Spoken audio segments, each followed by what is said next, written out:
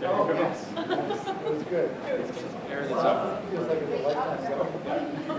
It was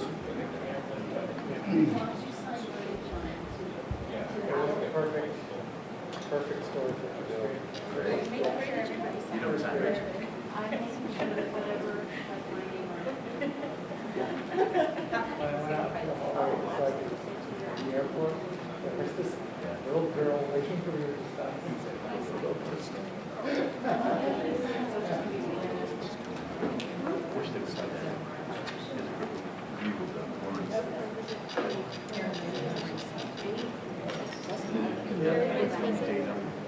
Dave, look what I brought. Look what I brought. I can hold this up for the rest of the Good meeting. evening, everyone. I would like to call to order and welcome you to the Hampton-Wilbraham Regional School District School Committee meeting. It is 6:30 p.m. I see that David Sanders from Wilbraham Public Access Channel is recording. Is there anyone else here recording this meeting? We will do roll call in alphabetical order. Bill Bontempi. Cheryl Caruana. Here. Sean Kennedy. Here. Patrick Kiernan. Present. Lisa Murray. Here. Maura Ryan. Michelle Brugo. Here. Is anyone logged in, Aaron?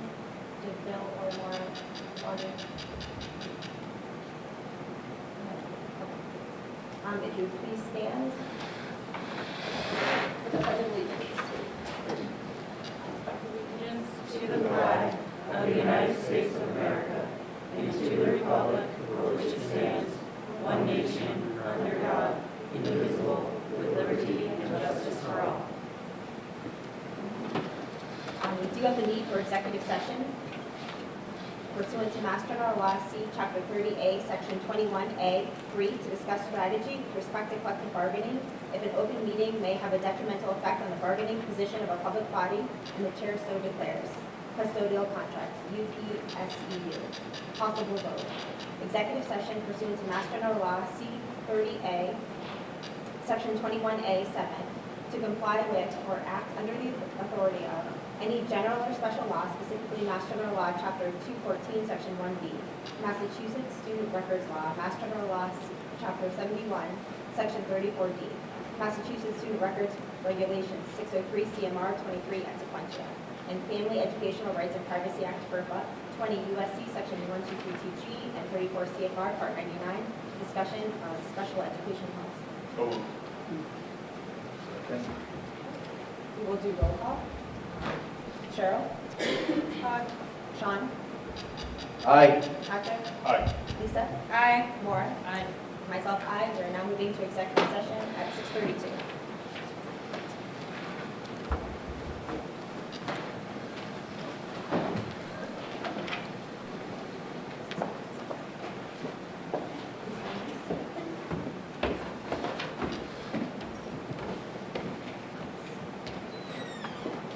Thanks, Patrick. That's yours. I was going to turn off the.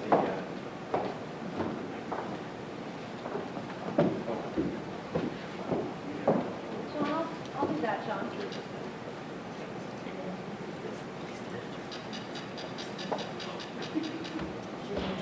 How are you? Looks like that. Good. Good to hear. Oh, thank you. Thank you.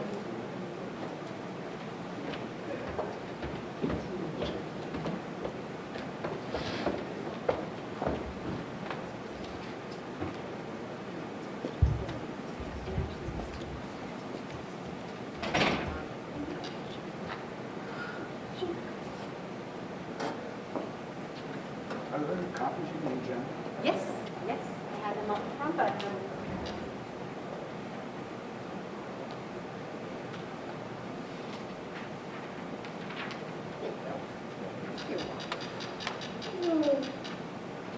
no yawning, Sarah. No yawning. I can't help it. Dave, you want to take that up there?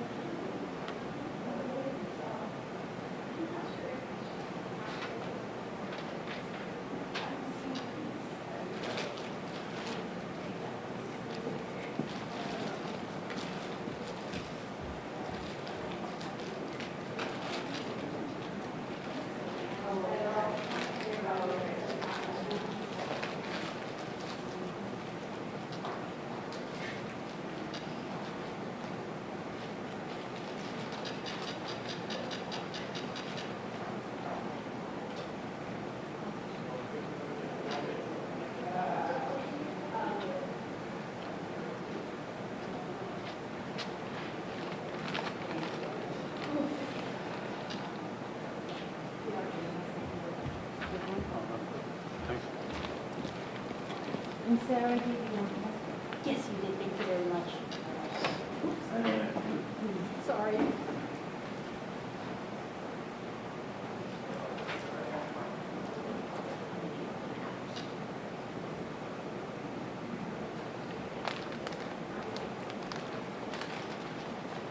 You need to use your time. Where should we take it?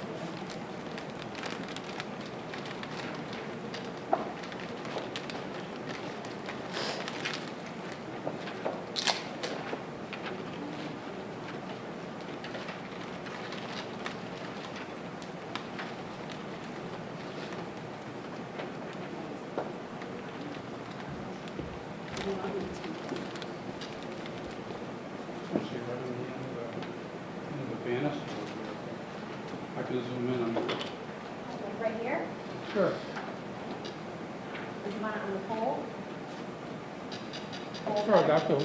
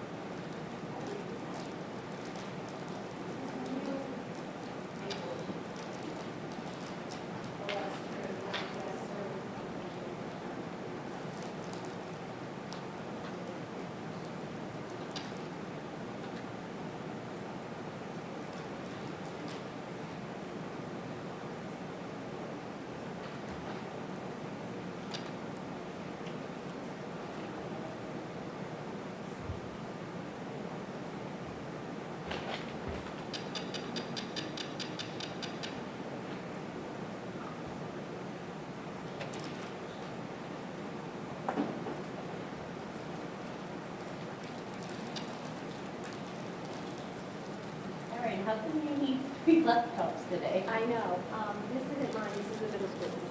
So I really am just doing that. I can't even handle 2, never mind 3. Here's the Wi-Fi and everything. The last job devotion. Good question.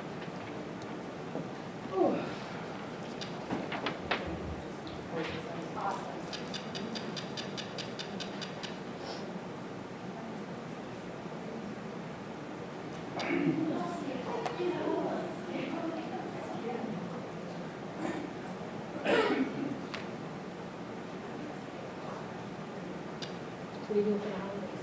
What? What are you doing for the holidays? What am I doing for the holidays? We usually go to my boyfriend's family's house. They live in Connecticut. So it's like 45 minutes away. We usually go there for like late morning, stay till early afternoon, and then we go to my mom's for second Thanksgiving. So basically leftovers and pie. Oh, But it's actually really good. It's good. What are you guys doing? Oh, nice. She likes to hold it. Very. I don't mind.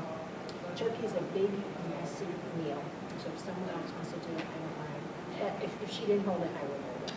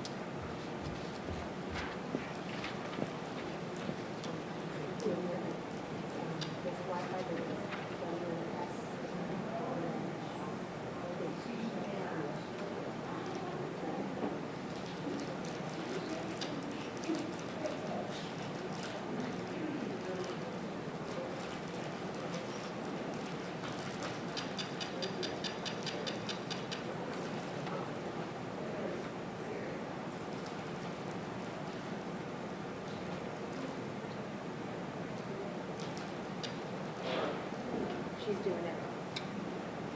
Mary's doing it. No, I'm not doing it. Oh, doing it. Good work. Thank you, John. Belmont Echo.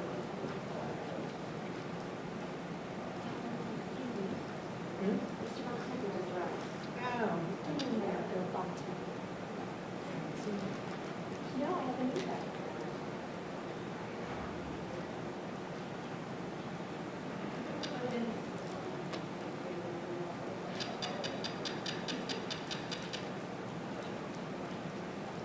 Dave, do you want a water? No, I'm good, thanks. Sir, would you like a water? No, thank you, but thank you.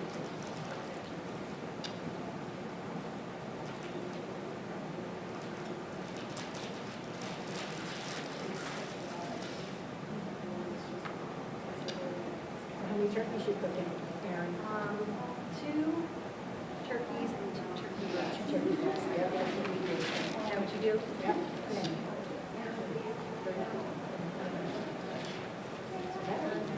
I don't know, my friend's husband is Traeger. He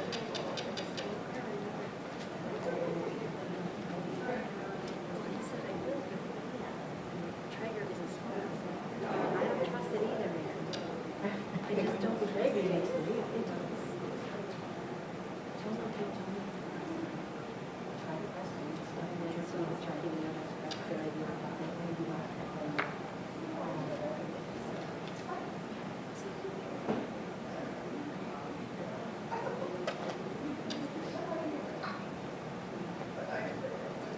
How's things going at the office? Oh, good, yeah, he's just been so busy. I, the guy's like, I need to spend all this, like, you got it.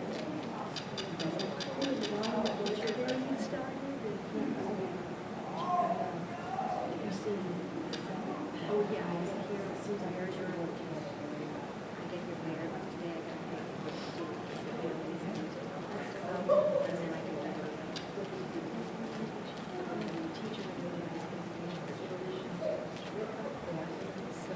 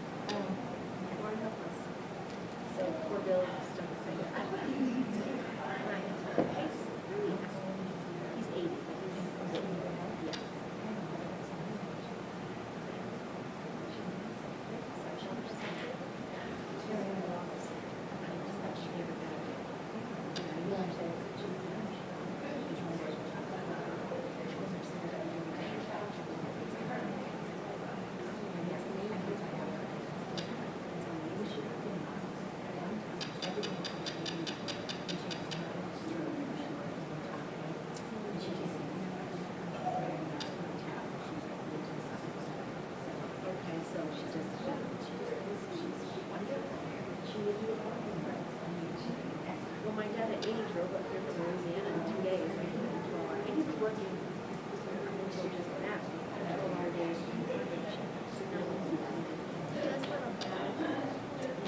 Always had a back foot. He injured it in football, so he was a little bit of a limp always. But now he's got they found like a loose disc, so it's really thrown off. So he's like, I don't want to I want him to fix it. I'll get it in. But I'm like, Dad, I'm not saying it's in your head. It's in your, you know, I mean, it's not your disc. It's just, you know. That's where we had a hat that passed here. So that's what we got.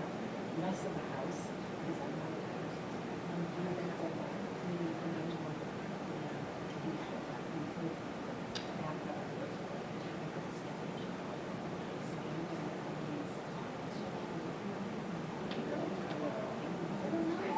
And that's what I said. I said, I didn't say to Bill, it was my only one. He said that is in fact just terrible.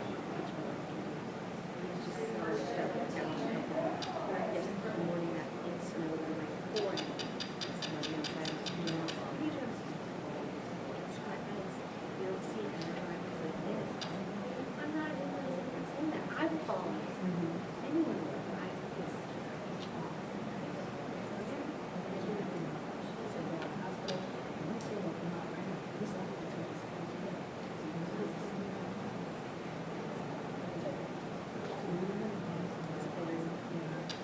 So, yeah, all is good. So I'm happy that it's here. I wish you guys were here.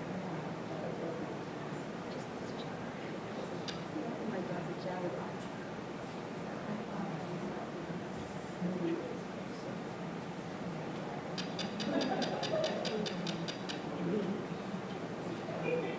Exactly. So many ways that we can see it. You'll see it. I was terrified. I was like, then I went for it. After I introduced, so I really thought, oh, let's see, I'll get the letter or something going, assuming that I did. So I'm like, yeah, but yes, because no, yes, yes. Yeah. Sarah was sleeping when she left.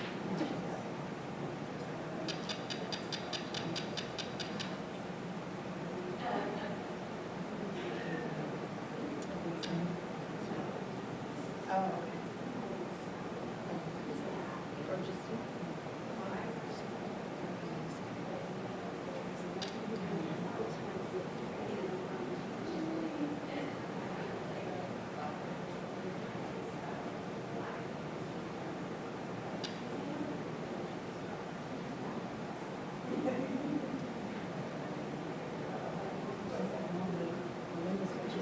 I know. Well, she's feeling like I did last year. This is like, she'll be great. At least she knew some of this stuff from those training.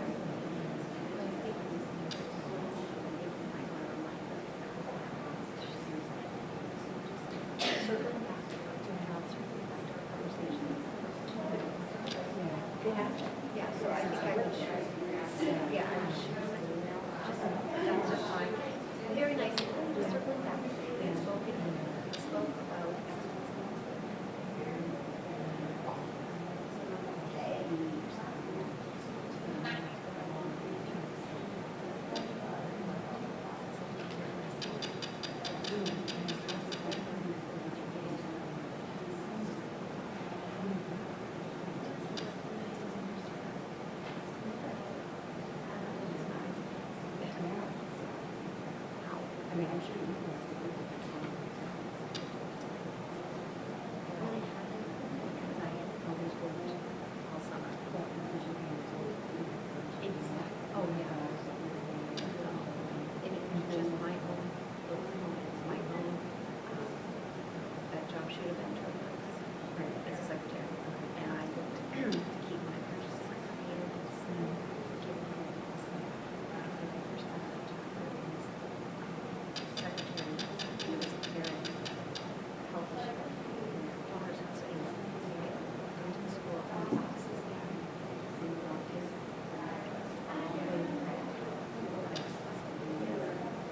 It wasn't her fault. Yeah. She was abruptly, whatever, so I had me, she said, kind to help, I'm just here, I needed days, weeks, I'm just, so anyways, it was better for me to go in, don't get me wrong, I didn't go in because I hate to go, but I went in pretty regularly. I mean, I would take like 2 weeks for vacation, but I was attending, but it just was my mistake.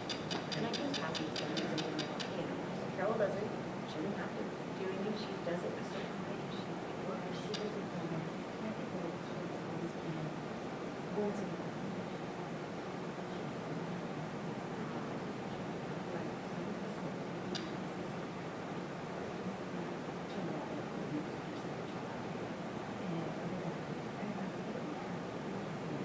Well, like Wednesday, I was thinking I was off, but no.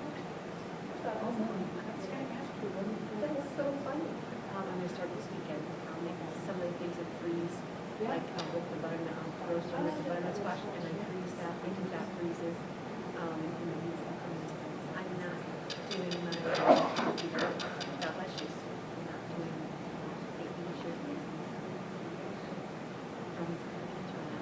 They freeze the butternut, but this mush in the Italian section. Okay, so she's bringing us to I'll make like 1 or 2 pies, that's it. So, you know what? She's ready to do this. Yeah. And I don't make the gravy, so she just wants my dripping, so she's got the hot cheese, it's really vegetables in the gravy. Yeah, I tried it. She shakes the jar with the, flour. She knows the color, it's not shiny enough or something, you know what I mean? She does a great job. I try every, she gets so upset every year I'm trying to Rachel Grace, she goes, it makes my gravy taste terrible because it's too orangey, I had citrusy mix. I can't, one year, what did I do? Make syrup, I can, so she had to like, no, can't be great. It's gotta be savory. And it was just like, I just have to try the thing. Yeah, see how it goes for gravy. Now you try and true.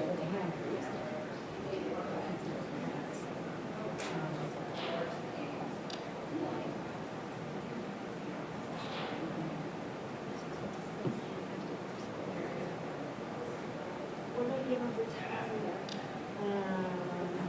Oh no, I gave him a 650. I gave him a 655.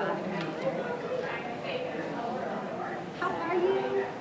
By the way, congratulations! You won that award. That's so awesome. I didn't know you to do this close to the Don't worry about it. You have plenty of time, honey. Because look at, I told you, they're in executive session till 6:55. I should send you guys this tomorrow so you can see what how I can do. So you're on. The only thing is that you're not going. Have we present at the, is that okay? Oh, okay. You can sit up there. It's not enough room, so you can sit there.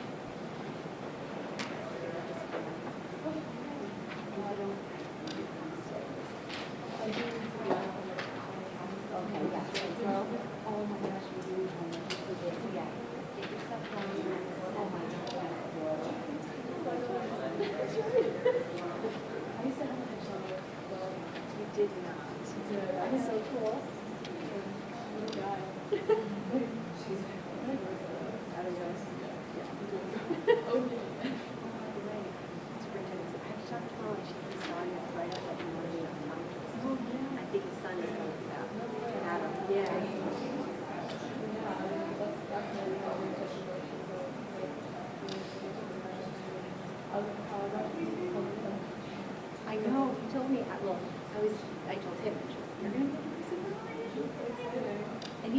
like all the kids, like we, Mrs. Curtin attended, and she's like, oh, it's Nick, it's Molly, it's all our some voters and girls. It's like, feels like we've been doing it now a long time, and you start going on and say, you guys start getting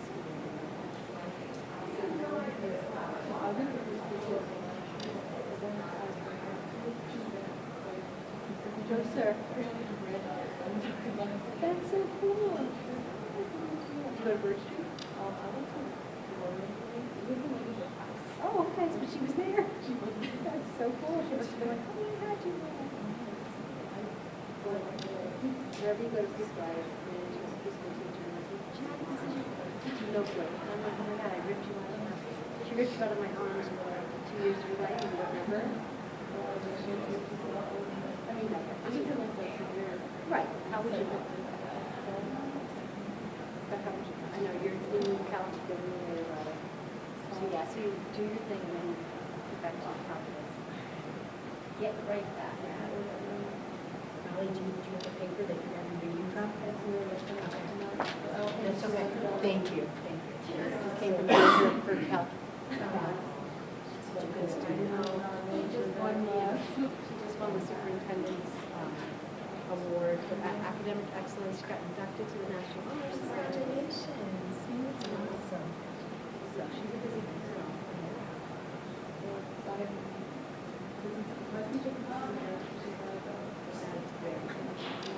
It's hard to do those speeches. Okay, so we have to be prepared, and then if you get scared, just look down at your paper, chocolate, and practicing at home, so you actually do very well. You would never know until you become nervous or so.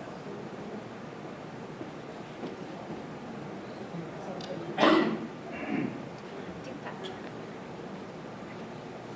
Am I on camera? Yes, these are the extra ones. Molly, underwater. Sure, thank you.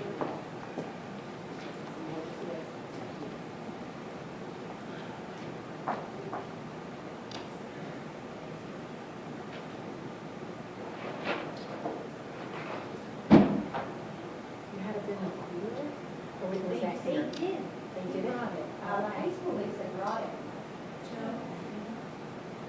Yeah, they said the high school brought it. Sure, well,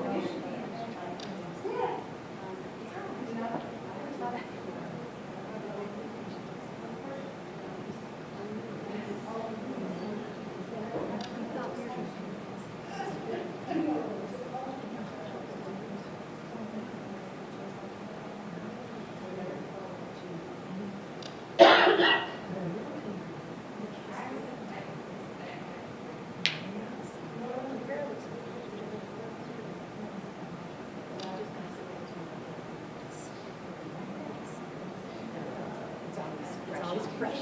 The lights are hitting it, and it's really pretty cute. Thank you.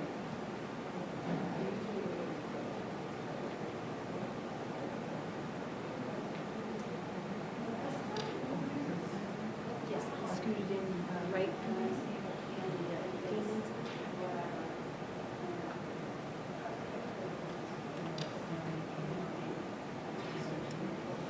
So it was fast. We had just gone in. They had just gone in, so when we go in 6:35, 6:32 maybe. Okay. I'm gonna give Say you 5 6:35 or 6, yep. 6:36. I can always ask. More. Somebody more.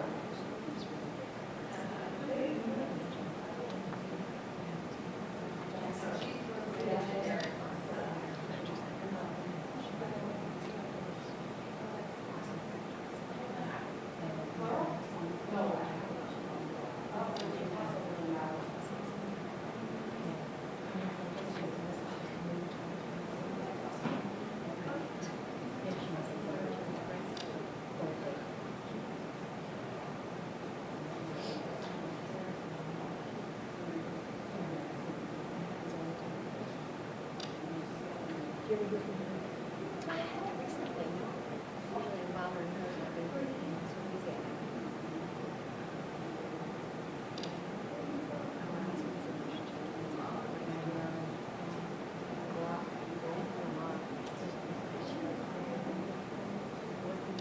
I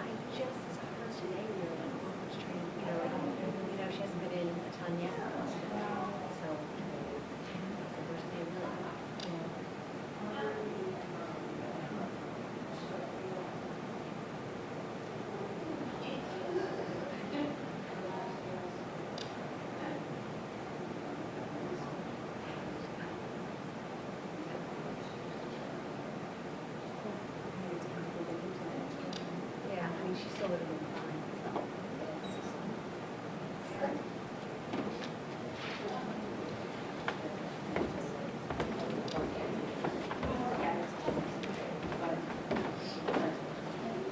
I know.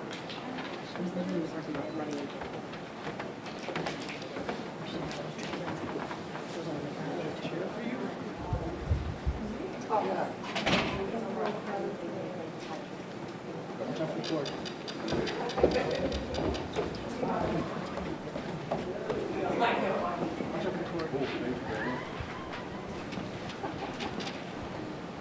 I just found out you wanted to be in our town. And we asked the doc. My son just graduated. And Nicholas likes About it. town tree. Better. Not as much as undergrad, to be quite honest. So you gotta take one step at a time. But it's good to look at.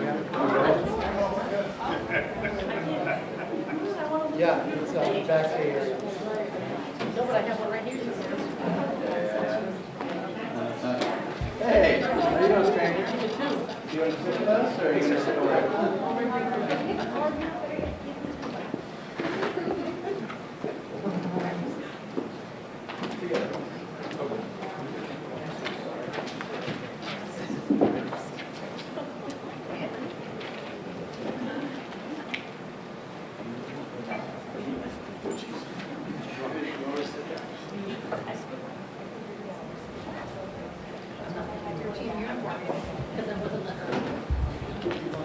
Okay, so we are going to continue with our student representative, Molly Hwrsd. You get the podium. Yeah, get the podium. Big time. You're in the big league. Give her the gavel.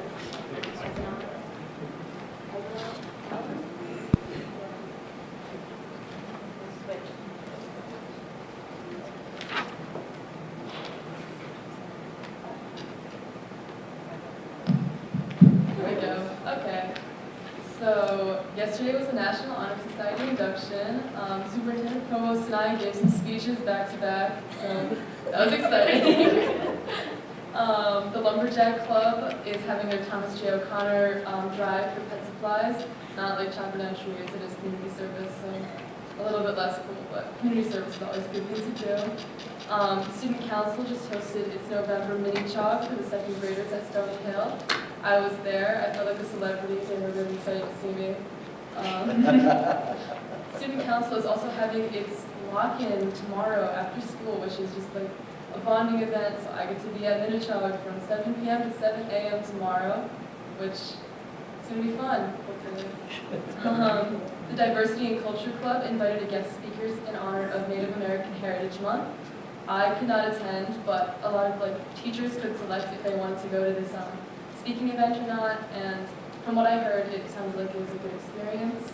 The school semi-formal is taking place on December 2nd from 7 to 10 p.m., so I will be there also. And then Key Club is collecting non-perishable food donations, and for what they're calling the Mayflower Marathon, which they're donating the cans and non-perishable food they received to Rock 102, who is then donating it to another foundation, which I'm not quite sure who, but Local food bank. the local food bank, that's right, thank you. And that's everything I have this week. Thank you. Thank you. Thank you. So much. I hope you have comedy in your future, because you're really good at delivering it. Thank you very much. We're going to continue with new business and discuss the international field trips. And tonight we have Miss Kristen Hinton and Michelle McGee.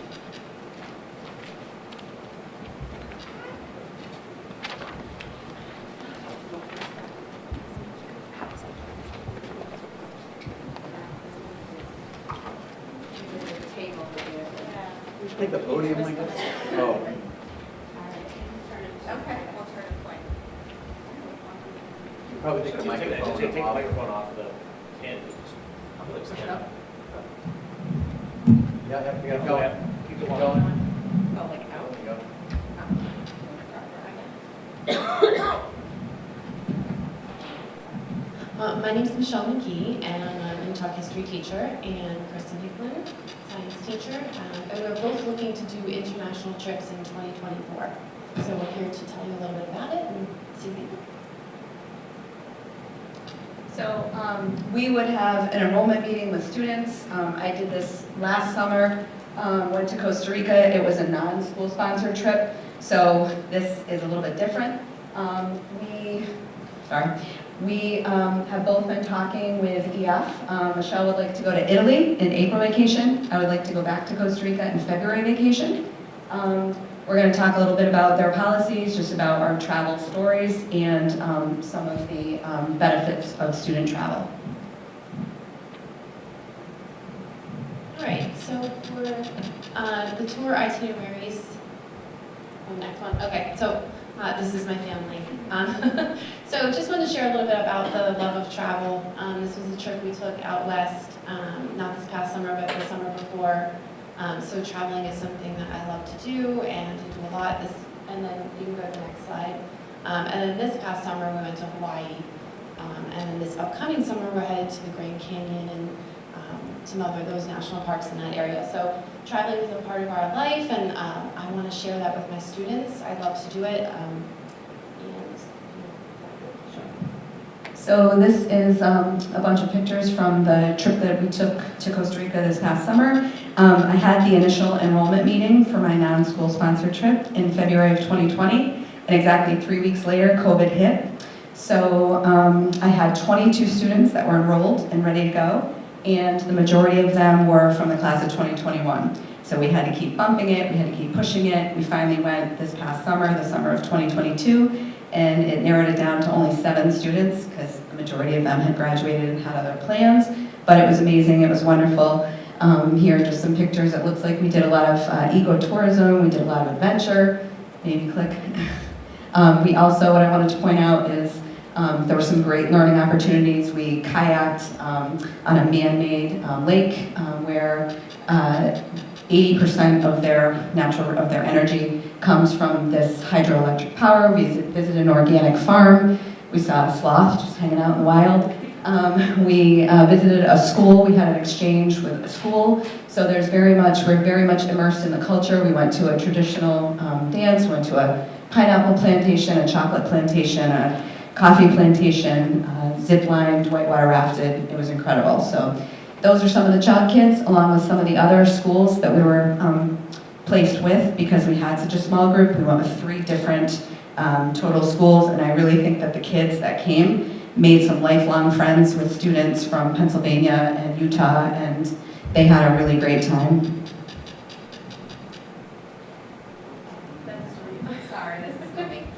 This is from, I don't have to read all this, but Taryn Grozio, who is on the left, talked about being fully immersed in the culture and the hands-on and everything like that. She thinks these trips are amazing and we should do more of them. Next. This is from a mom, Kathleen Decker-Worm, mom of Katja. Here's Katja ziplining through the rainforest. Doesn't look very high, but let me tell you, it was really high. And she just talked about all of the amazing things that her daughter was able to gain as a result of this international travel. Okay, so the company that we're going to partner with, and the company that Kristen already partnered with this past summer, is EF Tours. And just some information about them: 50+ years of experience, and they have offices in countries all over the world. Okay, so my itinerary, I think it's included in your packets, but it just basically is a tour of Italy, and I'm leaning toward the second option, which would include 2 additional days, so it would extend it to 10 days. My thought process is that if you're going to go that far for Italy, you should get the full experience, and the price is in the packet as well. And then it would be over April vacation, so there is a possibility that students might miss a day of school on the front end or the back end, but obviously well worth it. So some of the we hit Florence, Rome, we would be hitting Pompeii and Sorrento and Venice, so just a full tour of Italy.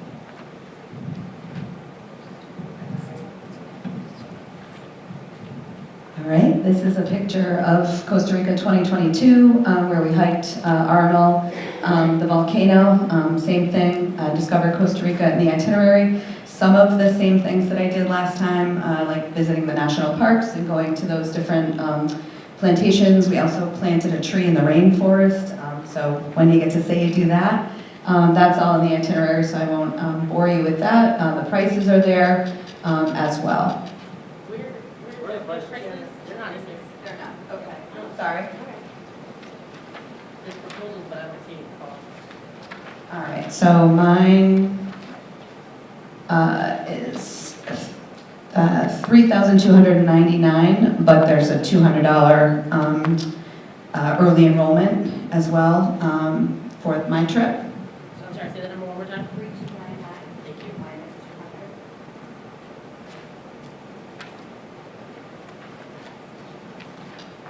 200. And then for the Italy tour, for the 2-day extension, it's $43.99. And if we did the shorter one, it is, I believe, $38.79. And again, each of those would minus $200 if they enroll early. Okay, so these are all the things included in that price tag. The airfare, the hotel rooms, there's a tour director that's with the group 24/7. The itinerary, you do have the itinerary, right? So you can see, okay. So lots of unique experiences, professional tours given, breakfast, dinner, and daily, some lunches. It includes, the prices that we gave you included the insurance plan, and then some other travel support, 24-hour assistance, things like that. So on my Costa Rica trip last summer, all lunches were included. The only money that students needed was if they wanted to purchase something, like if they didn't love the meal that was being offered. There was a lot of variation. I don't think they spent much unless they wanted to bring back some souvenirs. The different policies, I hope that those are attached. The peace of mind policy, just knowing that if, for example, something happened in that country, there was some kind of uprising or catastrophe, environmental catastrophe, that they reroute you to a different trip, so that you're obviously not stuck going to that one place. The peace of mind policy talks about, again, like Michelle said, they're 24/7. They have offices all over the world. The local tour guide is with you. You get on a bus, you're on that bus. We went around to 4 different hotels. They're with you morning, noon, night, everything. They're available all the time.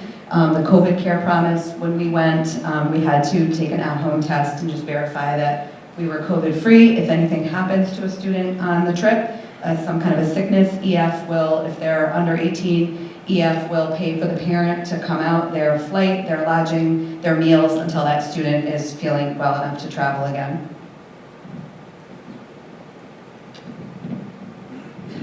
Okay, so the group travel, it does include students from other parts of the country, and that can help bring the cost down, but that is a huge benefit, as Kristen was saying, these long-lasting friendships that can develop, they can maintain through social media. But the tour and departure flexibility will go with us, I think, because we're looking to go over February and April. It's just a 2-day window on the beginning and then on the end for the flexibility.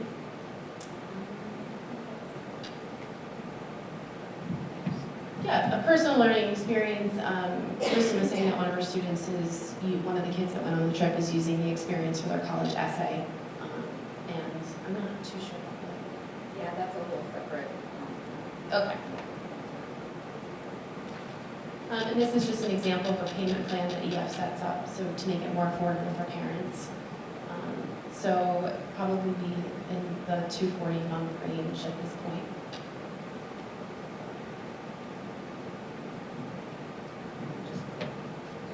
Okay. So I know obviously the cost is a big issue, so they offer a scholarship that through EF that you can apply for. I don't know, maybe we could offer some kind of fundraising, like I know that the students going to DC are doing as well.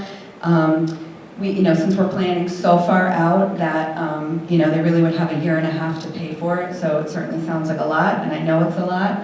It's a lot to ask of families. The students that came just felt like they wanted to forego material things. They wanted their families to chip in and purchase gifts for them towards this trip so that they could have these experiences and make memories. They provide like a link where students, if they do decide to enroll, that they can send that link out to their families, and then they can add on that way. Typically, the rooming situation is 3 or 4 to a room, but there is always an option to have it just be 2 to a room so that each student can have their own bed. I thought the hotel accommodations were great. I didn't really get any complaints. There was one complaint, a student who just was a really big, tall kid, and we made it work so that he could have his own bed, because that was the only thing that wasn't gonna work, and it was fixed right away. Yep, that's it. Well, thank you for listening, and if you have any questions, any questions? Okay, cool. Do they not, do you guys not ask for the option of them to build in the cancellation? Because I know you guys were talking about like the peace of mind, because it says the peace of mind, the program accounts for such circumstances and can be enacted up to 45 days prior to departure. So what happens if something happens 5 days before, or the day that you're supposed to travel? Right. So up to 45 days, there will be the refund, but if it's within that time, like if it's an illness or a death in the family or other circumstances that are like beyond their control, the $190 insurance policy, the students would be refunded the trip in full if it was something that was out of their control. They just file, just like if we have, a plane ticket that we can't make it on the trip, that you have to file an insurance claim with the company because you bought the insurance. So the insurance is included in the price of the prices we gave you, that includes the insurance. Okay. Yeah. I have a question. What's the range for the highest number of children you take to the lowest number of children to make it? So when I enrolled last time, I had 22, and you get 1 chaperone per 6 students. So I was going to potentially have 4 chaperones, and I was thrilled. And then it dropped down to 7, so it was just me. We could do as many as, we could have the whole bus to ourselves. So when we talk about going with other students from other schools, that was because we had such a small group, and these other 2 schools did as well. But if we filled a bus with, a coach bus with as many as they can fit, 45, 50, I'm not sure what the capacity is, but we could do as many as long as we had those chaperones. I don't know if that, and the other thing too, when you said the range, I thought you were going to ask like what was the age range. When I initially set this up, there was a student who was actually Katja was in 8th grade, and it was a Panama trip that didn't go through, so EF, when her trip didn't go through, EF gave her a voucher and said, if you want, you can go to Costa Rica, and when you get to the high school, they're going to be running this trip to Costa Rica. So she came with us, and the oldest, so she was a sophomore when she came, and then because it was a non-school sponsored trip and it was over the summer, I had a student who had just graduated, but in fairness, when he enrolled, he was only a sophomore. So I saw kids that were like 3 years apart that were, really bridging the age gap and really making great friends. 2 of my children went on trips to France, 2 EF tours, to France and the other one to Greece.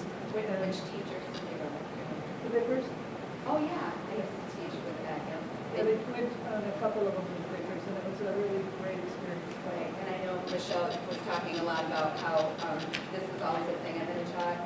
Hattie Hogan and Mary Gardner, Sheila Franklin, Jean Kennedy. I think just between the pandemic and I think there was a trip they had to cancel for London for, was it I can't remember what it was. Point of order, do we need to make a motion to accept this or anything like that? Because they haven't come to us before they travel internationally, yes, we will have to prove just like they're on that state, but they haven't had that. Okay. Great, thank you for this presentation, that was really great. Thank you.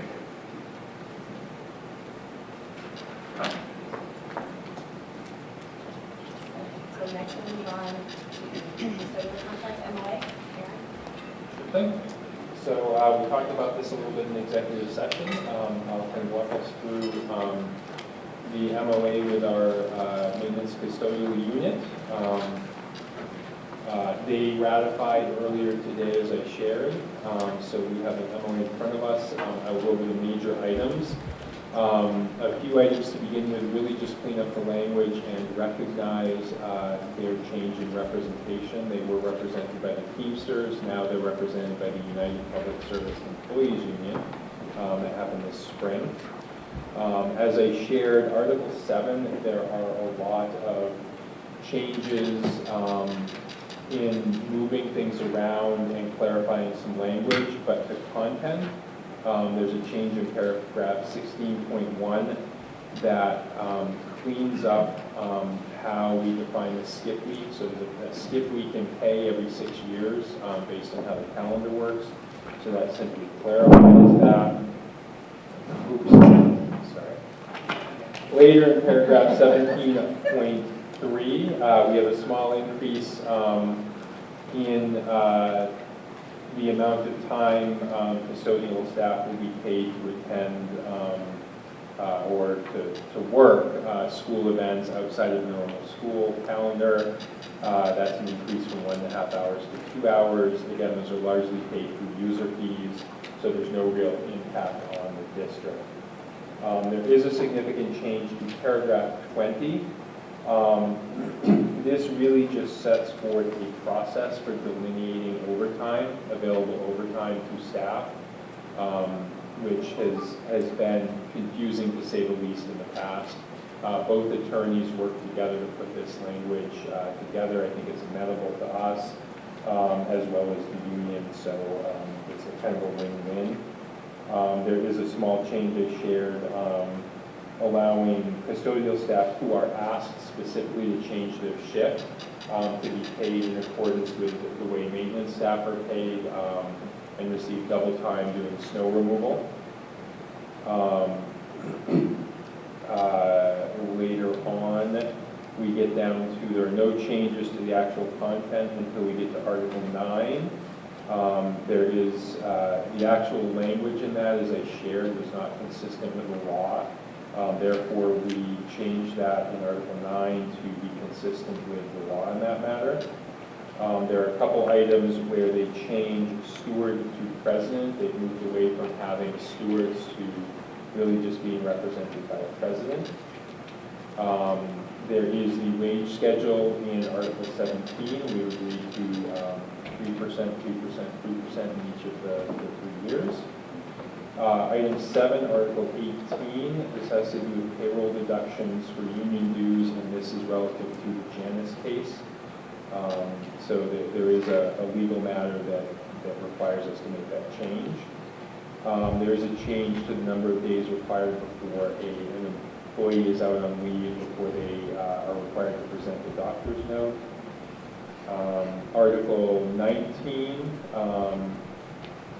this allows for staff, it's the allowance of some flex time to allow staff to take, say, an hour at a time of leave when normally our contract does not allow for that, and make that time up. They would work with their supervisors, their head custodians to do that.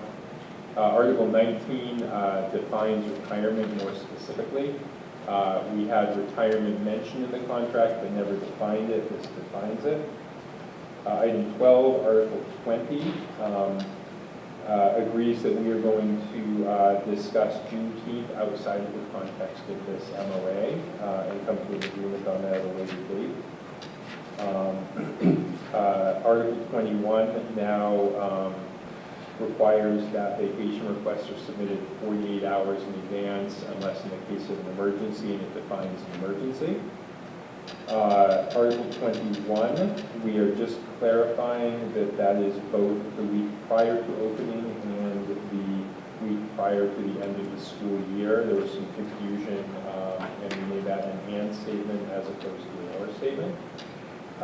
We also have Article 23, which speaks to wearing district monogrammed work shirts on a regular basis while school is in session. And finally, you will see in the salary schedules that we have added a Class C for licensed tradesmen. Very specifically, we have a need for an HVAC specialist. So those are the changes. We're looking for the school committee to vote to agree to this MOA so that we can have it signed and then finalize the contract. Make a motion to accept the MOA as presented by Aaron. Second. Any questions or discussion? All in favor? Aye. Anyone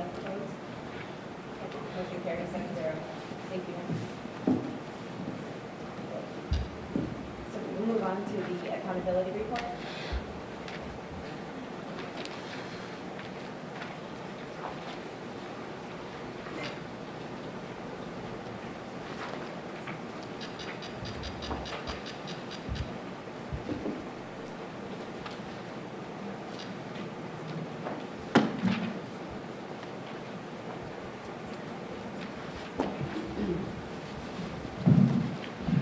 Thank you. And I want to thank the administrators who are here in attendance tonight as well.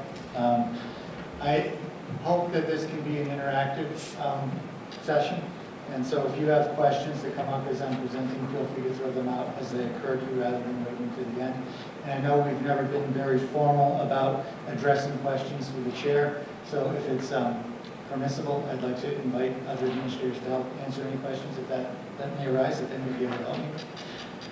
Okay, thank you. So, although it's become traditional in districts across the Commonwealth for the superintendent or some other central office administrator to give the so-called MCAS report in late fall, the state accountability system is actually much broader than test results alone. Tonight I'll be discussing MCAS results and also the other components of the full accountability system, as well as some other indicators that we should consider to give a fuller picture for self-reflection on our opportunities for growth. After all, MCAS results are fairly narrow measures of student success. Many of the grades and subjects aren't even tested, and the options for students to demonstrate what they know are very limited. Focusing only on test results often results in narrow prescriptions for improvement, such as ones I've heard in every single district I've worked in for as long as MCAS has been in existence. Things like, we need to do better on fractions, we need to do better with open response questions. And I think if you look only at test results, you'll continue to get those kind of prescriptions for as long as this test happens to be in existence. However, and those may be good things to work on, but the work of getting better at fractions or getting better at open response takes place within the larger context of a system and practices and learning conditions. And focusing only on segments of curriculum may draw our attention away from opportunities to improve the larger systems in our district.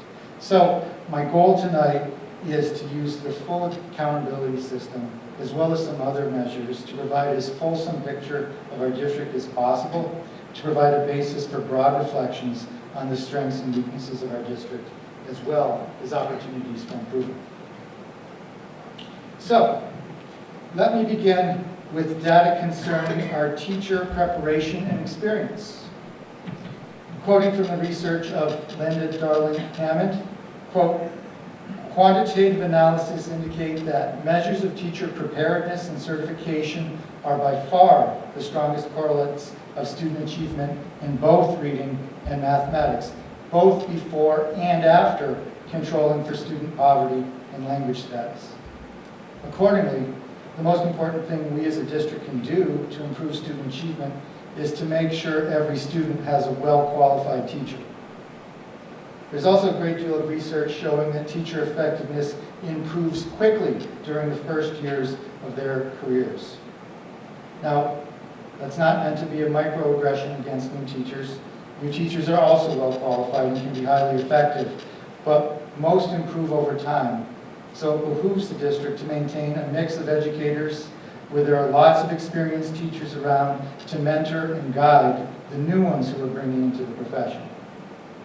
Districts should also be mindful of how early career educators and any teachers who are less than fully licensed are placed in terms of the students they teach.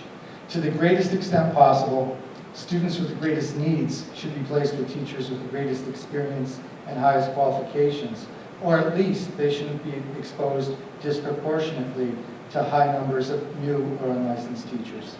So let's take a look at how we're doing with that. The quality of our teacher workforce is one of the strengths of the district. As compared to statewide averages, we have fewer teachers who are found to be unsatisfactory or needs improvement by their evaluators. We also have a far lower percentage of teachers working out of their field of licensure. Now, in normal times, just so everyone understands this, teachers are allowed to teach up to 20% of their workday in a field for which they're not licensed. In order to address the statewide shortages during COVID, DESE allowed teachers to work up to 40% of their time out of their field. But just because it's permitted doesn't mean it's a good thing for students. John, how's the learning experience? I'm gonna get to that in just one second.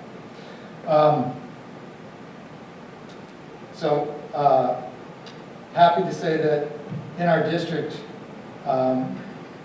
asking teachers to work out of field is relied upon to a much lesser extent than to other districts across the state. We also have a far lower percentage of teachers with 0 to 2 years of experience. Again, it's not meant as a slight against teachers at that level. Everyone in this room who has a license was a teacher with 0 to 2 years of experience at one time. But these are teachers who need to be supported in special ways because they're still in the rapid growth of their own development. So, let me explain learning experiences. A learning experience is a student class unit. So to give you an example, an elementary classroom teacher may have 20 associated learning experiences, one for each of the students in their class. But a PE teacher who works with every student in the building would be responsible for several hundred learning experiences, and a content specialist at the secondary level might be responsible for between 100 and 150 learning experiences over the course of the year. So these results are translated into learning experiences rather than teachers. So when you think about this, some teachers weigh much more heavily in these numbers than others.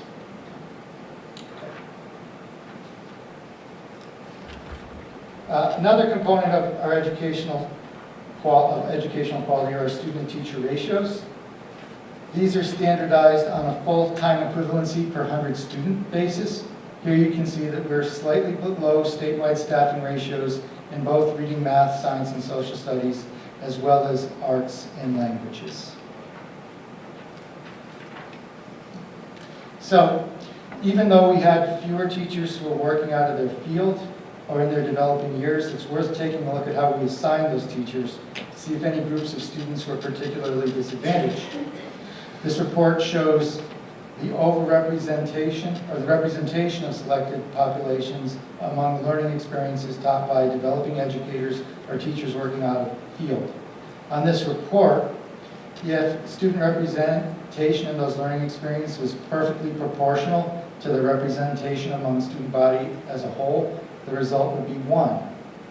That's exactly what we saw for low-income students in the chart of learning experiences taught by developing educators on the left. You can see for students of color, students who are learning English, students with disabilities, the result was about 1 or less. This means that those groups were not more likely to be assigned to a developing educator. However, those students were more likely to be assigned to educators working out of field. Low-income students were 60% more likely to be assigned to a teacher working out of field, and students of color were 49% more likely to be assigned to a teacher working out of field. The state has arbitrarily designated 50% over-representation as the warning indicator for inequitable practice. So you can see that was triggered for low-income students and nearly triggered for students of color. The important thing for the public to know is that this is something we monitor. It's also important to know that as we looked into this, the results are not as alarming as they may seem at first. To go back a few slides, you recall that only about 2% of learning experiences were out of field across the entire district last year. And some of those experiences were associated with teachers who are no longer in the district. And some of those were associated with teachers who are still in the district, but honestly, we can't understand why DESE considers them to be working out of field. Some of those teachers appear as though they may have the right license, so we're working with DESE to try to straighten that out. So The takeaways I'd like to leave you with on the teacher perspective are that we have a highly qualified teacher workforce, and we monitor student assessments to try to make sure that our students have equal access to our most qualified teachers. So next, move on to the next component of the accountability system, which is student perceptions of culture. A positive environment improves academic and social and emotional outcomes for all students.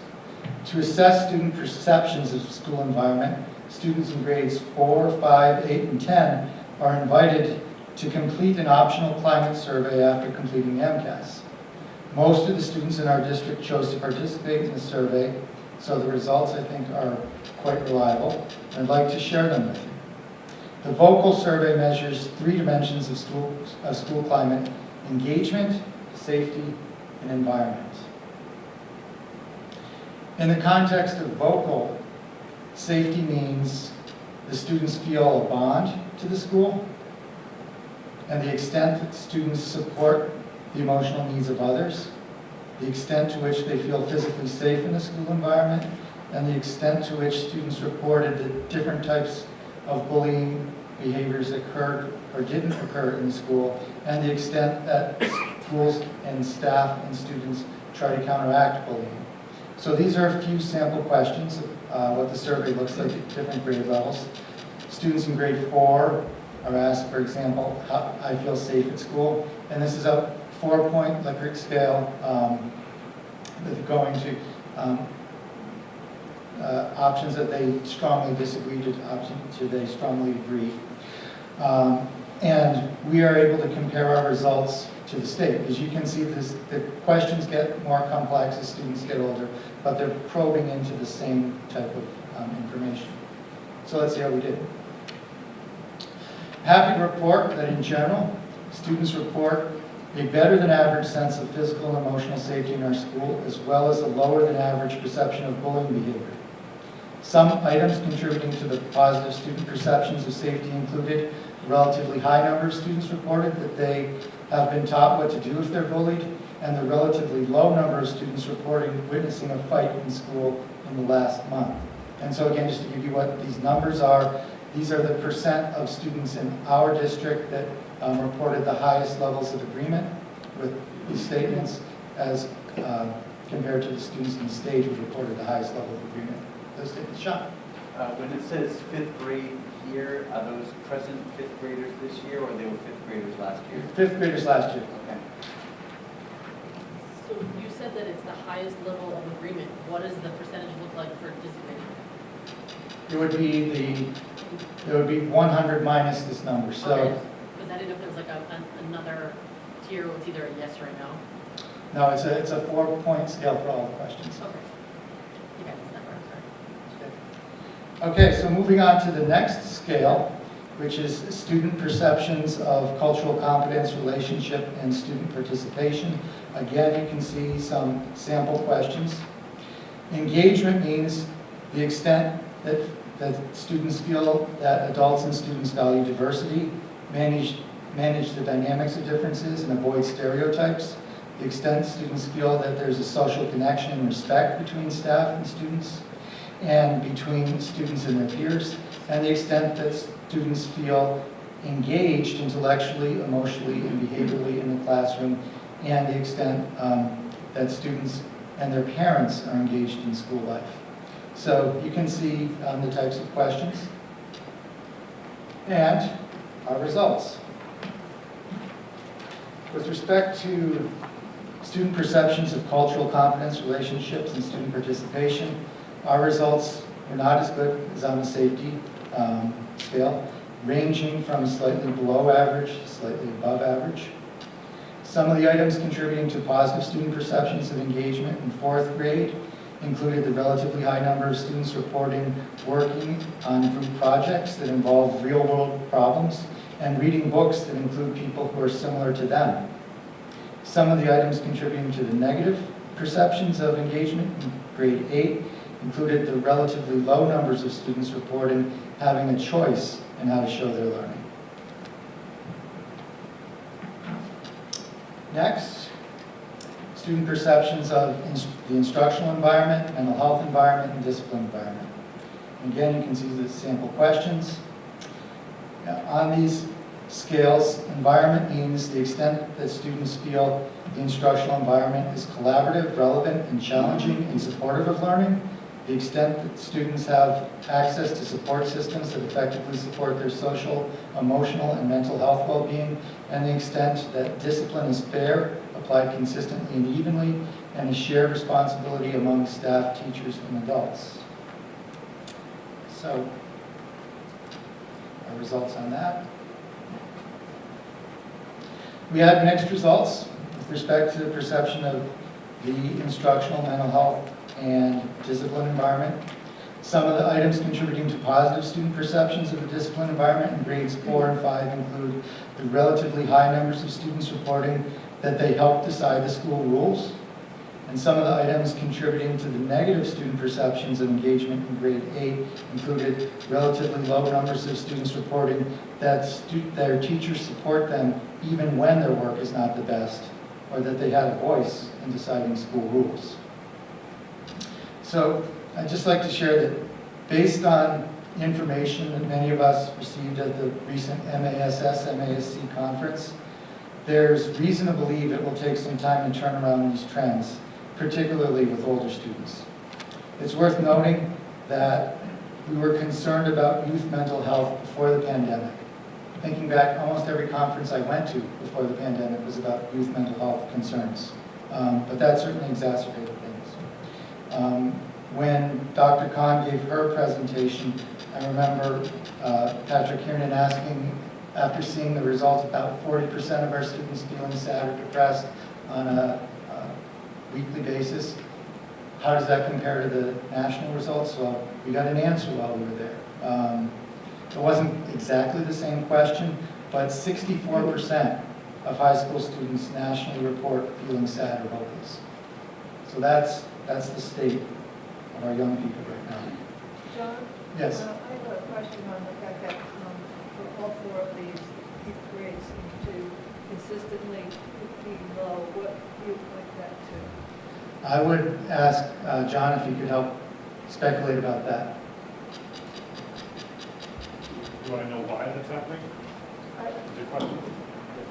Why or what kind of factors do you see in schools? So we've certainly been posed with some challenges, as everybody else has. I think part of our approach this year and starting last year is to really increase our positive relationships with our kids, with our families. I don't think that was happening to the extent that it could be happening. We've asked our teachers to reach out in a positive way to families. We've increased our student of the month activities. Our climate team did a tremendous amount of work over the summer, creating a whole new PBIS philosophy program. So a lot of those things weren't in place. I think when I got here, prior to me coming to this building, there was the REACH tickets and there was the REACH philosophy. That stopped during COVID. It wasn't that approach. So we've reinstituted and recreated a lot of them.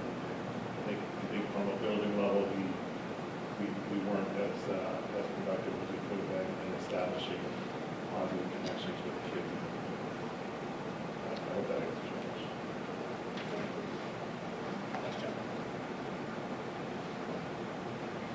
So I know also from attending that conference with many of you, what you really are interested in is solutions. What does the evidence base say about strategies we should be employing in order to respond? And so the recommendations for strengthening school environments to respond to the continued struggles students face after months of social isolation and trauma include primary prevention techniques, creating a learning environment that is responsive, inclusive, and respectful, establishing predictable routines and strong supportive relationships, as well as providing students with a greater sense of agency. Many of the things that Principal DeRocha was just talking about. And those would be my recommendations for any areas where we do not see ourselves in the green. And I would just add, in the area of primary prevention, I think we took a giant step forward in that. The high school last week, thanks to Gina Kahn and Gina Roy, We had 90 people at Minnetonka trained in youth mental health first aid. And it was one of the strongest positive reactions that I think I've ever received from faculty, because I don't ask for their feedback directly. We have a way to do that. But many people spontaneously reached out to me saying, I feel so much more confident now addressing youth mental health. I'm so happy you did that training. And it was all hands on deck. Some of those responses were coming from cafeteria workers, because everyone really needs to be engaged in the process of supporting our young people at this time. So, to foreshadow a theme I'll return to later on in this presentation, it's important not only to look at our data in the aggregate, but also to disaggregate information where it's possible to do so, because the experience and/or performance of identifiable student subgroups may vary from the overall average. Looking at the green bars on this chart, which represent female and male students, you can see perceptions of school environment were considerably more favorable for 4th grade female students than for 4th grade male students. We see that again in 5th grade. We also see differences with respect to family income and disability status, with low-income students and students with disability reporting less favorable perceptions of engagement, safety, and environment than their non-low-income and non-disabled peers.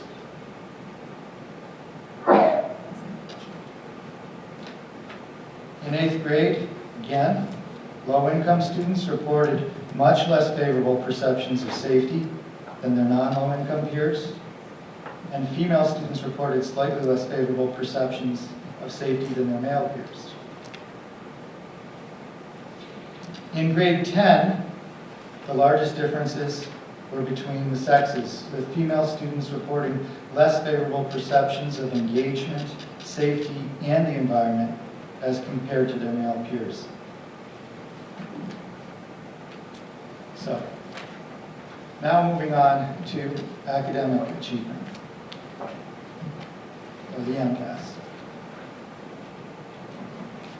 Go ahead. I draw many of my thoughts about school and district improvement from the field of organizational behavior management, and specifically from the works of Thomas Gilbert, who outlines the concept of exemplary standards and performance improvement in his influential work, Human Competence, Engineering Worthy Performance. His overall idea was that no individual or organization would ever become all it could be by measuring itself against group averages. After all, 50% of individuals or organizations will always be in the top 50%.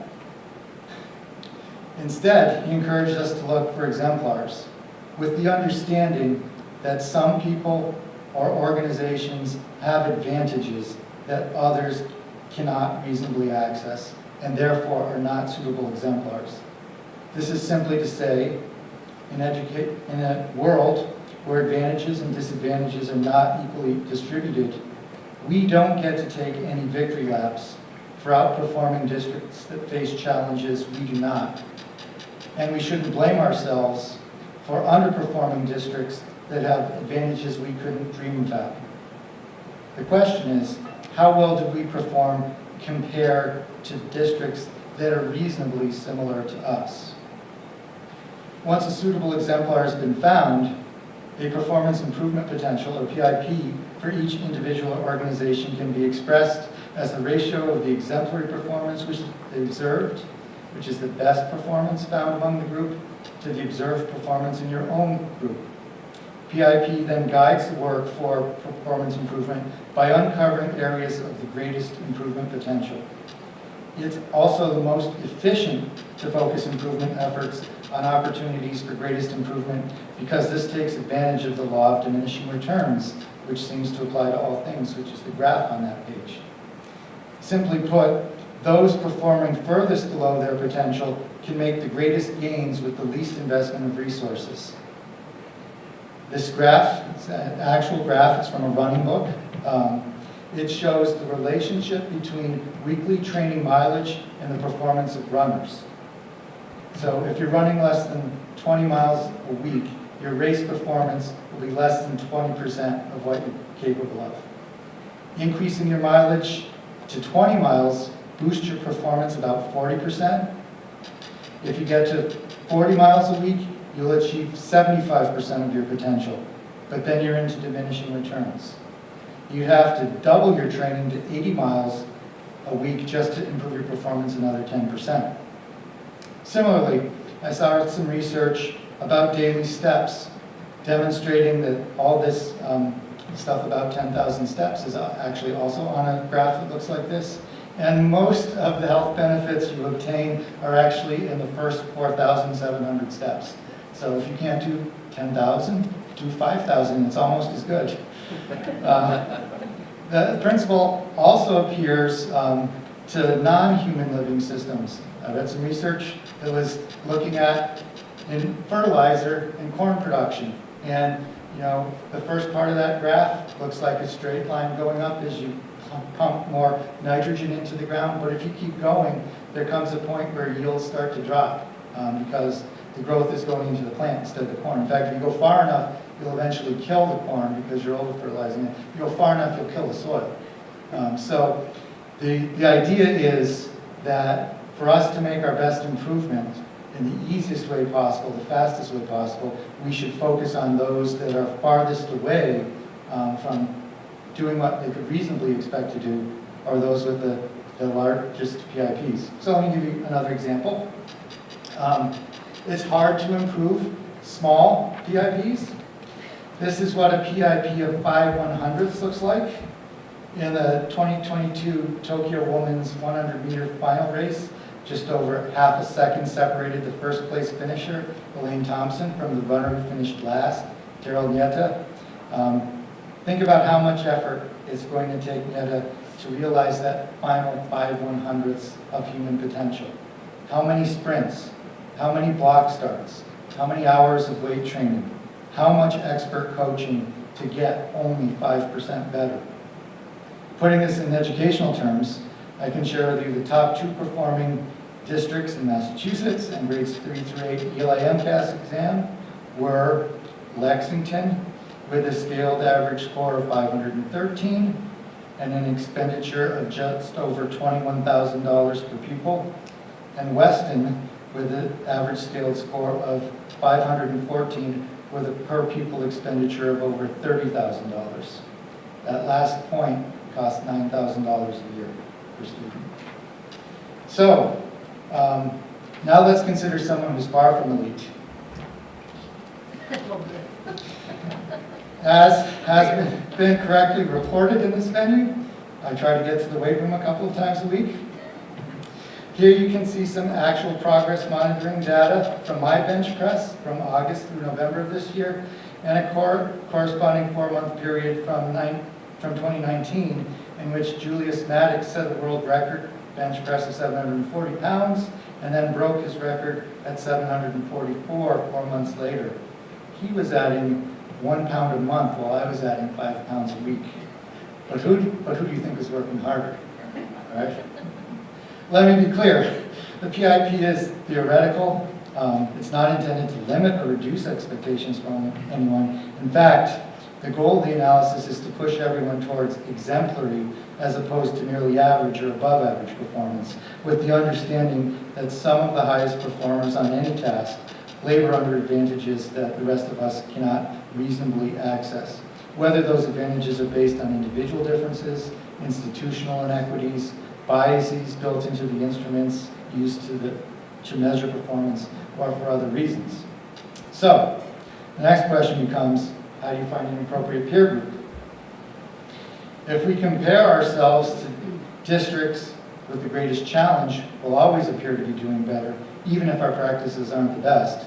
Likewise, if we compare ourselves to districts with the greatest advantages, we'll always appear to be subpar, even if we're doing everything right. Fortunately, there's an objective way to identify a peer group. According to DESE, these are our peer groups. These are all districts of similar size. They serve student populations with similar characteristics. They're all financed at between 113% and 148% of the statutory minimum.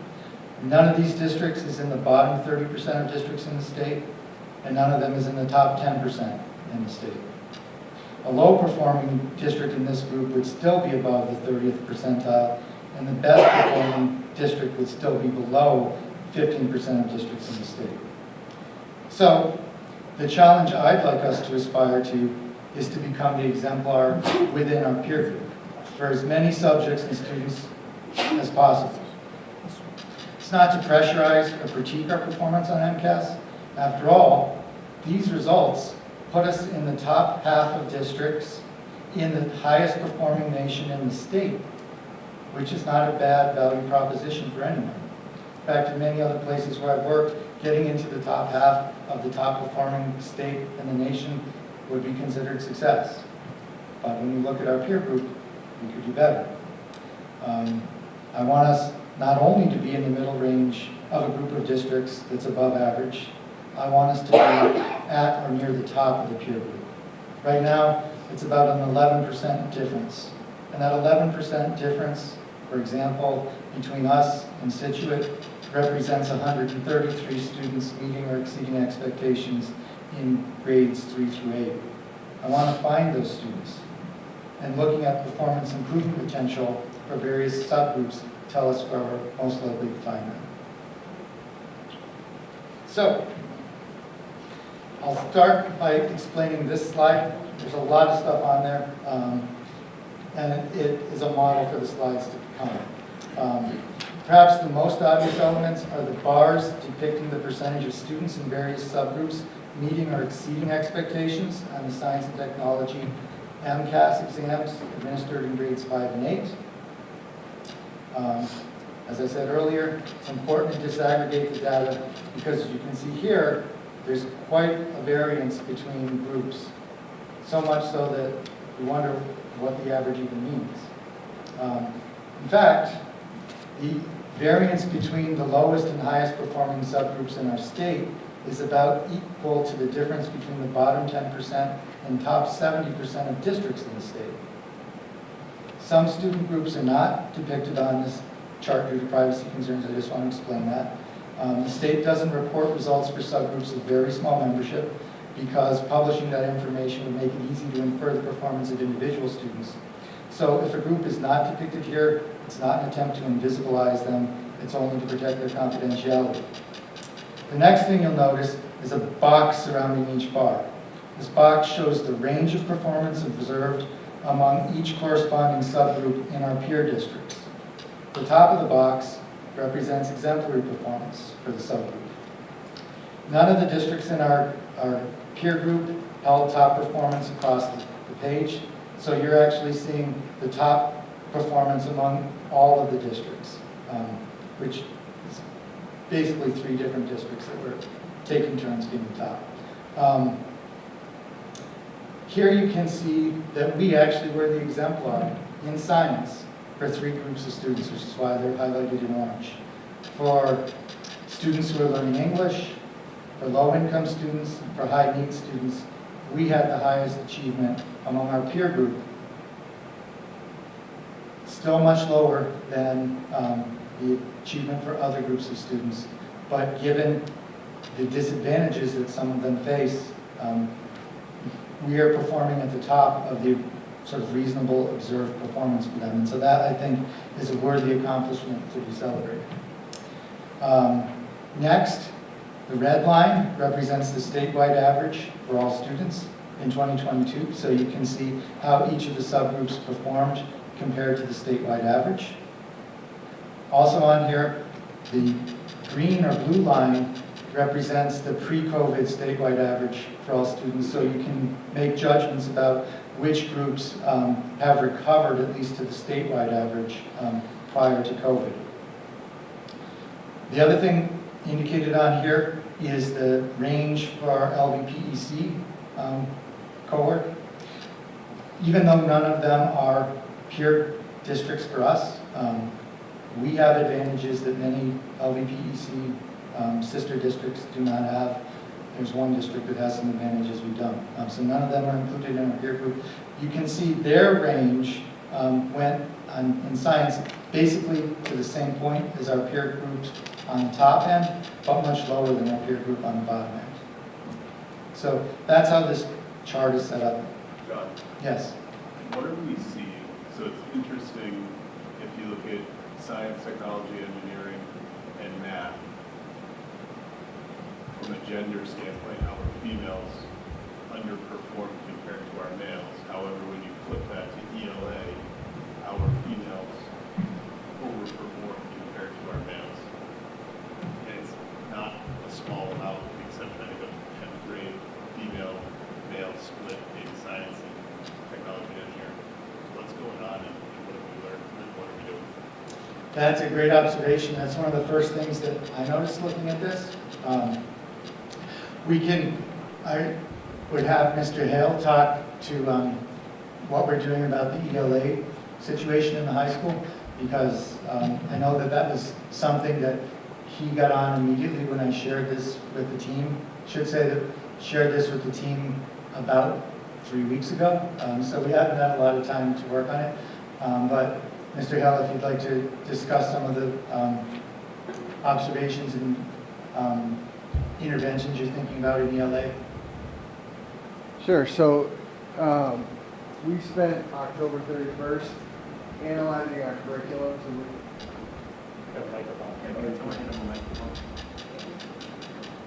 We spent October 31st analyzing our curriculum in the ELA to look at how different genders are represented in the literature that we're reading and how students might be connecting to those different themes. When it comes to, we also looked at some research about how males at the adolescent level learn and how females at the adolescent level learn. And in general, without making any, broad statements, males tend to like to be hands-on in their learning, and that may allude to some of the science performance gaps that we saw. And then the females tend to internalize a lot of that learning. And I think some of what we saw coming out of COVID was a stand and deliver approach to our instruction, because we had to stay 3 feet apart. Don't touch each other, don't work together in groups. And that works against how some of our students learn. To answer your question, Superintendent Provost, we analyzed the curriculum to look at themes and literature titles and see how that connected back to the data. But you also, did you say that you did see an increase in improvement of students that didn't have to have that spatial distance worked better in their favor than it did against their favor? Does that make sense? Because I know that there were a lot of students who felt like even like not having to work in groups, they felt like they did better. In certain instances, I'm not saying specifically like overall, but.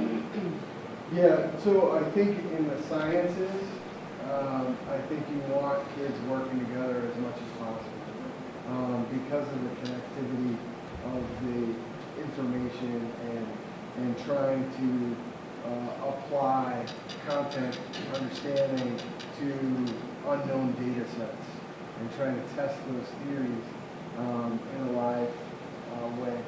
So I think we would prefer, and I think the kids in general, I think that initial doing better because no one's around me was getting back into school again with a lot of people, because there aren't a lot of people in my bedroom.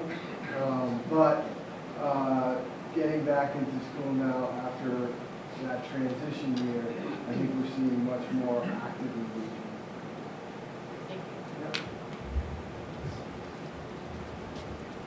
But it's, just to finish that, it's an area of inquiry for us to try to figure out what's going on. And for all of these where you see a PIP calculated, it means that they're over 1.35, which means they're 35% or more from what we could reasonably expect. We have to ask those same questions. So why are black students performing so much below their potential that we see in other comparative districts? What about Hispanic and Latino students, multiracial students? Those all have those numbers there because those are areas where we're not the exemplar, or in fact we're far from the exemplar.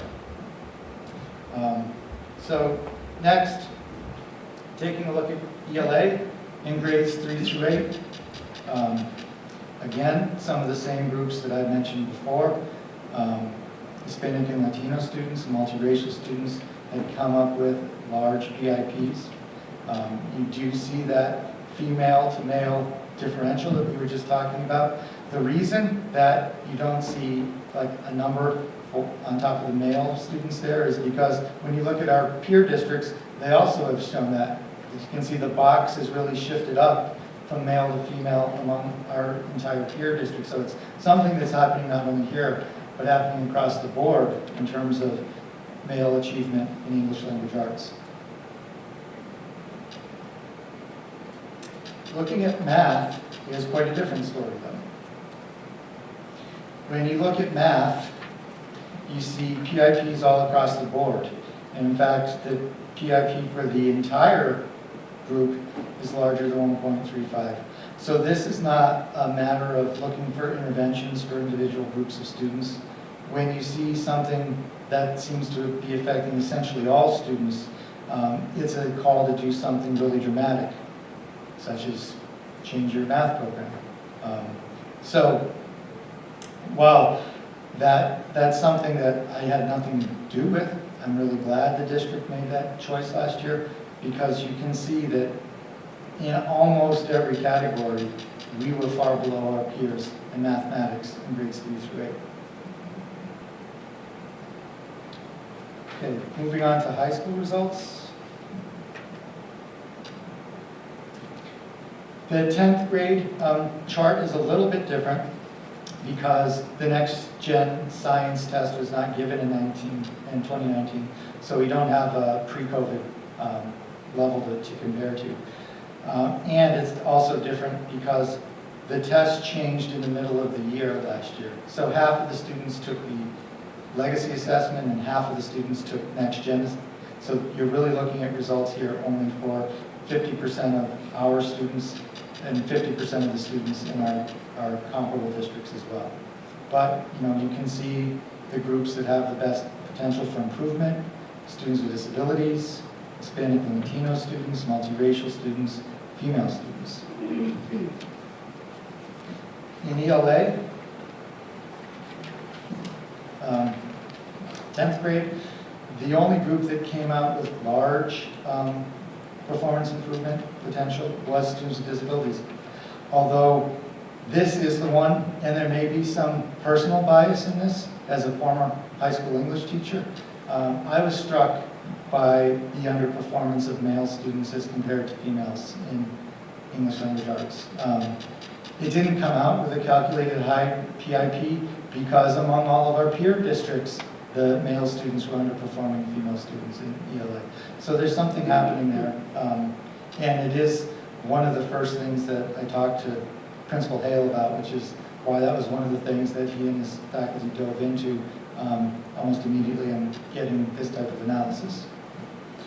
Looking at 10th grade mathematics,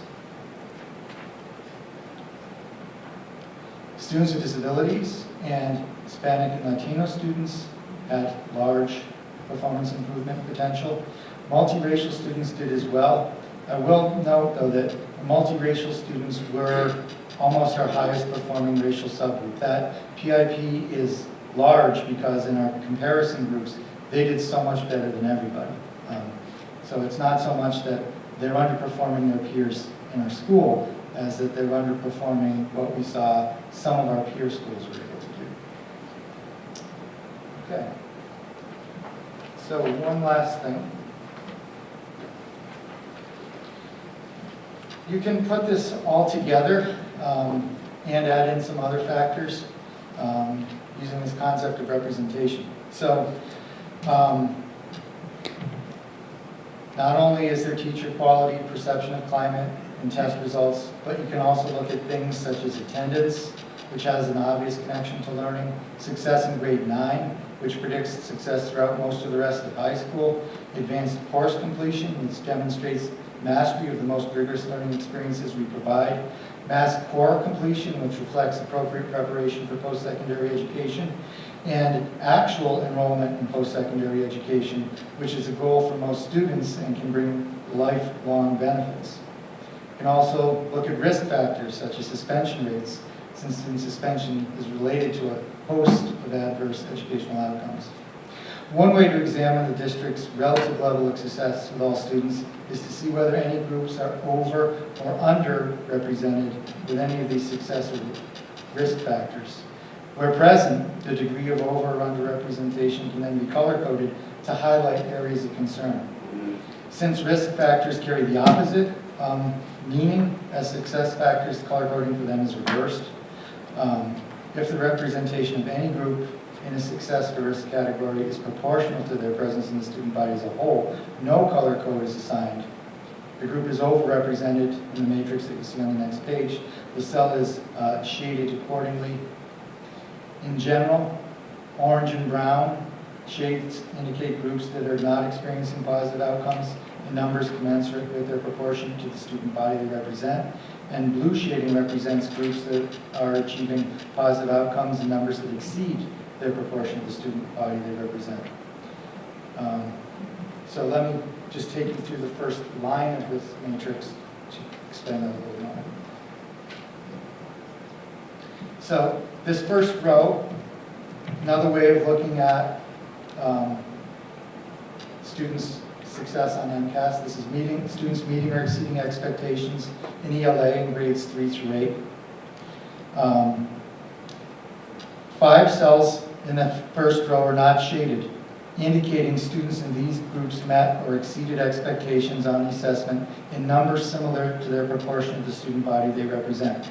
For example, Black students represented about 3% of students in those grades, and about 3% of students in our district who met or exceeded expectations. Asian students, on the other hand, made up about 2% of students in those grades, but accounted for 3% of students meeting or exceeding expectations, so they were overrepresented, thus the color blue in that cell. And Hispanic or Latino students make up about 10% of students in those grades, but accounted for 7% of students meeting or exceeding expectations, so they're underrepresented in the success factor. So the shading is orange. You'll notice the results for some groups are suppressed, as I explained earlier. That's because of student privacy concerns. And there are some groups listed as NA, which means there are no members of that group at that grade level. The data about post-secondary enrollment lags 1 year, so data from that row is really a different group of students. It's the graduates from not last year, but 2 years ago, because it takes a year for us to get the data about whether they enrolled. And the suspension data is reverse coded. So to take a look at that, economically disadvantaged students are approximately 26% of the students in our district, but they were about 51% of the students who were suspended last year. So they were overrepresented by about a factor of 2, which is why the 2 is in that box and why it's such a dark color brown. So there are some clear themes in this data. The most far-reaching is that we need to do something to capitalize on opportunities for improvement across the board in mathematics in grades 3 through 8. As I said earlier, although I had nothing to do with it, I'm glad the district decided to adopt a new core program because these results support the wisdom of making such a programmatic change. I'll also share that earlier today I had an opportunity to observe some classes where the new math program is being implemented, and kids are engaging in very complicated math concepts with a high level of success. And so I'm really hopeful for that. It probably will take several years before we see the full impact of that, but it was a good thing to do, and it seems to be off to a good start. Hopefully, that will help to also to address some of the achievement gaps we've seen between students. The next theme is achieving our potential as a district will depend on our ability to help all groups of students achieve their potential. Almost half our students are female. As we've said earlier in this meeting, the only way for us to achieve exemplary performance in science is to figure out what's standing in the way of higher science achievement for female students at every level. More than half our students are male, and there's no way for us to achieve exemplary performance on high school language arts without closing the more than 20% performance gap between them and their female peers.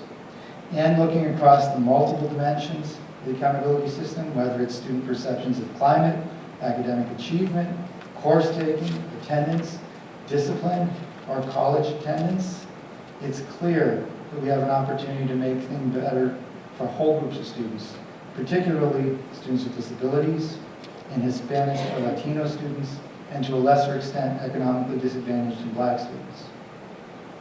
So, at the MASC conference, we learned that it takes a minimum of 10 years to embed strong equity practices in the district. But there's one place our data paints a picture of an equitable future. So let me close by drawing your attention to the line for arts course data. That's one indicator of success where no group is underrepresented. And I think it's appropriate that we begin this evening with a band performance, because something happens in arts education that should be emulated across the district. They have figured out a way to allow all kinds of students achieve similar levels of success. It may take 10 years or more, but our job is to make every line look like the arts course taking line. That's our collective work, and that's what I think the results of our accountability data show us.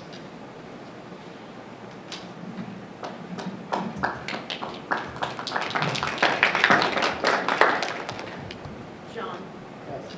do you know how many students opted out of the MCAS? I know that it wasn't a significant amount because I think we hit the 95% participation threshold in all grade levels. Thank you.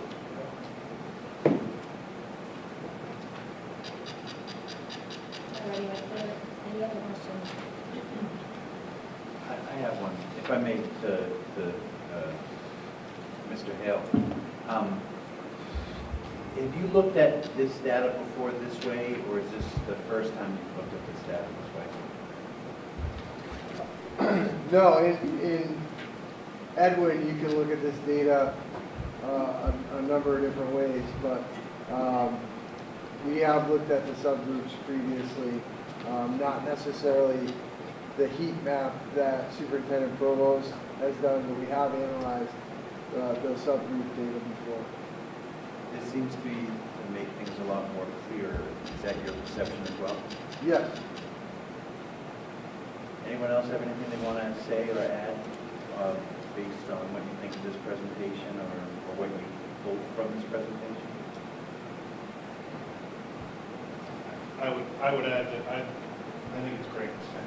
I love it. It gives us a visual that goes along with what we thought we knew, but it helps us shine a light for all of our staff.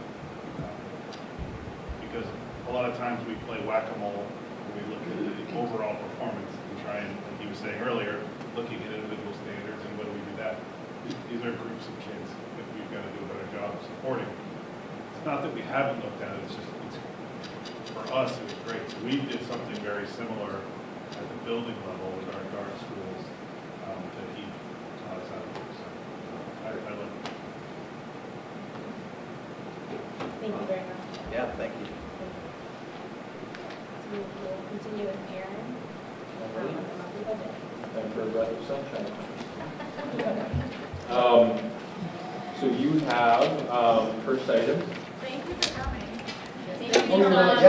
Happy Thanksgiving. Have a great holiday. So sad. Enjoy your show next week. Have a good night. We appreciate your presentation, don't worry. Aaron was secretly hoping they would stay. Oh, perfect. Okay. So I'm going to, I think we talked about some budget impacting items in executive session. Those are highlighted in this budget report. One of the items I want to make sure is clear that we do have in the notes at the bottom, we do have choice that we have not yet applied. So traditionally, we budgeted choice and we use it in the budget up front. We are using it more as a backstop measure going forward. There are some reasons for that. It allows us to sort of maximize our utilization of funds in a different way that I think is more productive to us. And we also have not applied the full measure of ESSER funding that we have allocated to the budget as well. So we actually, that $350,000, we literally have to spend this year. Our ESSER 2 grant ends at the end of this year, so we will be applying the remainder of that grant to the budget, whether we want to or not. So the alternative is to give it back to the federal government. And feel free to raise your hand if you'd like to give it back to the federal government, and we can do that if you prefer not to. Fair enough. I won't go on that because the next item is our 10-year capital plan for fiscal 24 to repair, replace, and improve facilities, specifically in the areas of health, safety, and security. That is a mouthful, but it is our 10-year capital plan, and there are many items on our capital plan that are related to health, safety, things like that. At the Budget and Finance Subcommittee, we walked through. You will see in the memo I shared a few of the major drivers, but what I'd like to do is kind of quickly walk through some of the major items in the 10-year capital plan, why they're important, and what some of the impacts are. If that works for everyone. Okay. So the very first page is mile tree. So I start with the Wilbraham schools, then the Hamden schools, then Minnechaug. So we progressively move down the lot. So mile tree are AC units on the roof that support the nurse, the library, and some other areas. Those need to be replaced, and those are looking to be in the tune of about $100,000. Those are rooftop chillers that support those areas. The gutters are, I'm not sure what era they come from, but they're original to, I think, the building, and those are decaying rapidly. Those aren't necessarily immediate health and safety, but as those gutters fail, that is going to put water into the walls of the building and deteriorate the walls at a rapid pace. So those are items of importance to us. You will see in every case, because it's not something we have traditionally budgeted within our operating budget, I have included a lot of classroom technology in the capital plan. Again, we could fund this. This does not mean that we're going to go to the town and ask for $10,400 to fund Chromebooks or iPads or devices in the schools. It's just to highlight it as a major item that we're going to need to spend money on as we progress. So you will see projectors and things like that are starting to age out. You will see some of those. You don't see those this year at Mile 3, but you start to see them next year, and you will see them at other schools. The gym divider, if anyone has been in the gym area, the sort of gymatorium, that divider has seen much better days. It does not consistently work very well. We would like to replace that divider. Again, not a major health and safety concern, but it really impacts the usability of that space. You will see there is a color code at the bottom that indicates some items. So we had requested last year to tie Mile 3 sewer into the municipal line. That is a line that goes from Minnechaug out to the street. That is something we requested last year, and the town chose not to fund that. It's, again, not an immediate health and safety issue. Mile 3 does have its own septic system, but tying it into the town sewer line would be helpful and more efficient. The next item is, if you you've seen the storage unit that sits next to Mile Tree. It's fairly unsightly.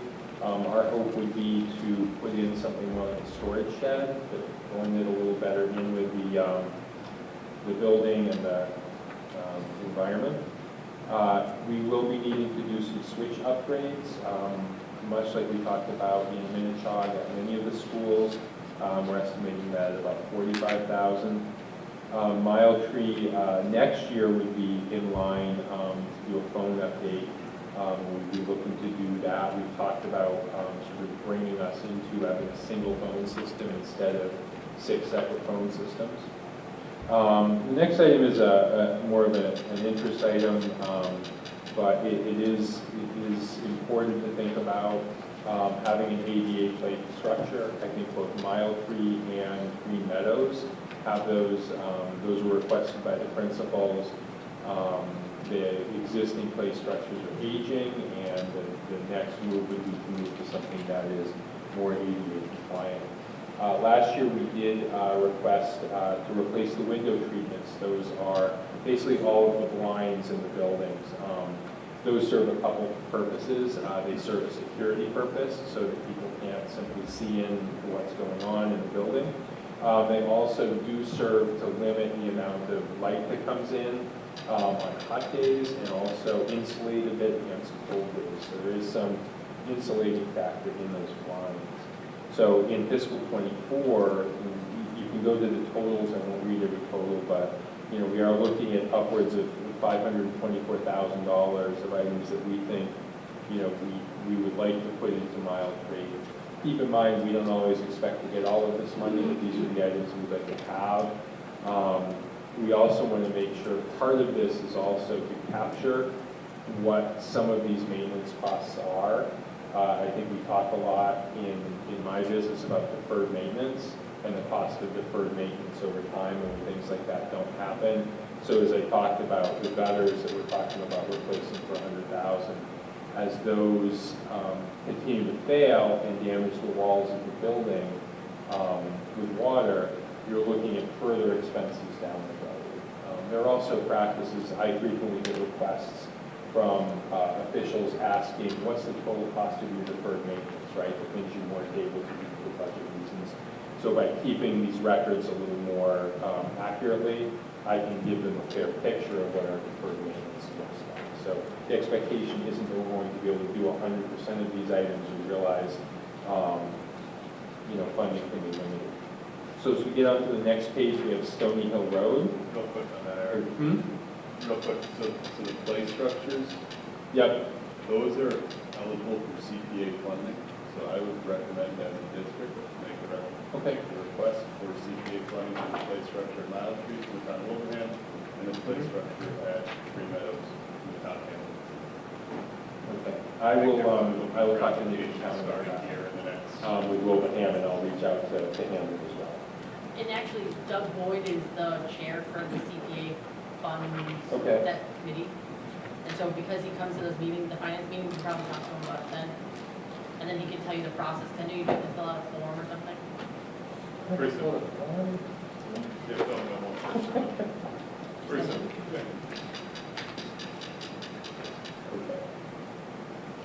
You okay there? Okay. Last year, I think actually for 2 years, we have requested a generator at Stony Hill School. Stony Hill is our school that is most prone to power outages. They have a power line that runs right up that sort of long street and all of those trees there. Every time we get a storm, branches fall and take down power lines. Some of our big concerns, though, around emergency generators come from Ken Millett's assessment. He did indicate that he would like to see generators, in the best case scenario, at all of our schools. Many of our schools in emergency situations are shelters. They're places for students to be warm and safe, things like that. Additionally, as our schools are without power for extended periods of time, there are things that can happen with cold weather, pipes freezing, if pipes freeze in the middle of winter, food spoilage, things like that. There are some consequences to potentially losing power. air conditioning, I think South Hadley had a black mold issue, I think it was last year. That is an HVAC issue in many ways, right? So the humidity builds up in the summer. So if we don't have power for a period of time, things like black mold can come in. So you will see that in other schools. That's another item that was continued from a prior year. You will see classroom technology, and we would also be looking to replace many of the wireless access points in the school, which are aging at this point. You'll also see the phone system, where that's VoIP, voice over IP. That was not funded in the prior year, but we're looking to carry that in. And then Stony Hill had window treatments as well. Same reasons as Mile Tree did carry over from last year. So just to summarize, $401,400 potentially for Stony Hill. Then we get to Sewell Road. This is where we start to talk real money. So you will see that we have $1 million this year for windows. I believe Stony Hill had some doors replaced a while back, but the windows are in worse shape. One of the problems right now is you'll see we're suggesting the MSB Accelerated Repair Program for this. The challenge is MSBA has paused that program this year due to inflation. So they have had many of their core projects go well over expected budgets. So now they just don't have the money to run the accelerated repair program at the moment. So they're pausing it. They're not accepting statements of interest. If that changes, we will try to at least put in a statement of interest. It doesn't mean we have to fund it. It just means we have an interest in pursuing it. You'll also see the asphalt parking lot. The parking lot there is in bad shape. It's been in bad shape for a while. We did some repairs this past year on it. We did some patching. The town put out a bid for asphalt, and we sort of piggybacked a little bit on it, so we got enough asphalt to do some work at Sewell Road and at the middle school. So you'll see there was a project that we did fund last year at the middle school that was planned. The work we did at Sewell Road wasn't necessarily planned, but we just felt like we needed to shore up a few things this past year. You will see accessibility upgrades. Those are related to if we were to do the windows and or the windows and doors project, if we add the middle school into the mix. Sewell Road has a number of ADA accessibility issues with the building. Because of the amount of time and the dollar value of the building, we will be pushing up against a requirement to make some major ADA changes if we do any significant renovations, and that would be, the windows project. So we would estimate about $500,000. These are, keep in mind, these are somewhat wild guesses based on what's going to come up in those situations. But we do think the $1 million is pretty realistic for the windows. The exhaust stack repoint, that is the brick on the sort of exhaust stack from the boiler. That is, again, it's similar to the Mile Tree gutters in that, that is going to continue to kind of erode. It's going to allow water in without repointing. It's not an immediately urgent item, but we think it's better to do it sooner rather than later if we can. Sewell Road does need new wireless access points at some point. So we have money in for that, and we do have the classroom technology. We did also, I believe Sewell Road was on our list last year for a generator, so Stony Hill has been on for 2 years. Sewell Road was on for last year. I don't know if it's realistic that the town will fund these items, but I think, as we've said, we want to keep them on there, at least as a measure of saying, this is what we think we need for the safety and well-being of the schools and the students. So Sewell Road comes to $2,781,400, all inclusive.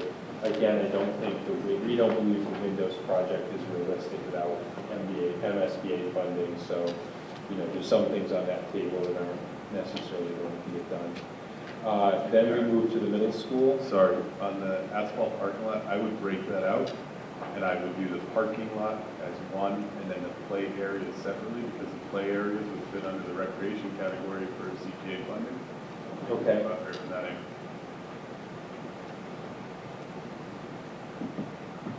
Great. We will ask about that. Thank you. So as we get to the middle school is in need of doors and windows. So their doors are in worse shape. Fortunately, because of some of the work that's been done there, we don't see the degree of, say, ADA compliance issues at the middle school here. So we don't necessarily think we need to put in a lot of money for that. But we do think that combining doors and windows at $2 million, when you go to MSBA, you want to try to put everything you can together because you get 50% of it covered. So we'd like to do as much as we can in one fell swoop, and if we're going to have to do that. There is some asbestos abatement to be done. That is the tiles, though, so keep in mind when I'm talking asbestos, I'm not talking free-floating asbestos in the air. It is embedded in the tiles. There's no real damage at all. We do have to be more careful when we pull those up, but there's no real danger to anyone in the building. So you then get into classroom technology, which is Chromebooks. So we have a one-to-one program at the middle school level and the high school level. That's the $45,000 a year you'll see. Again, wireless access points for the middle school. We would like to upgrade those. This is where we're starting to see projectors come into the fray.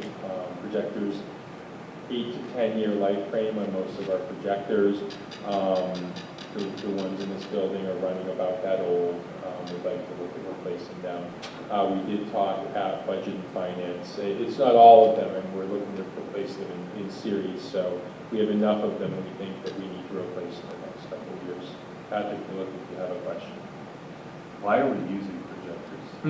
Why are we using projectors? Why are we using projectors? Wait, what are you imagining as a projector? Like old school? No, like something on the ceiling. Like that? Yep. It would seem to me like we're at a point from a technology standpoint that we'd use like an LCD. Correct. Yes. So that is, so projectors here is a stand-in for whatever we choose to use. The kind of standard that most of our classrooms have right now is the short throw projectors, the ones that sit close to the wall.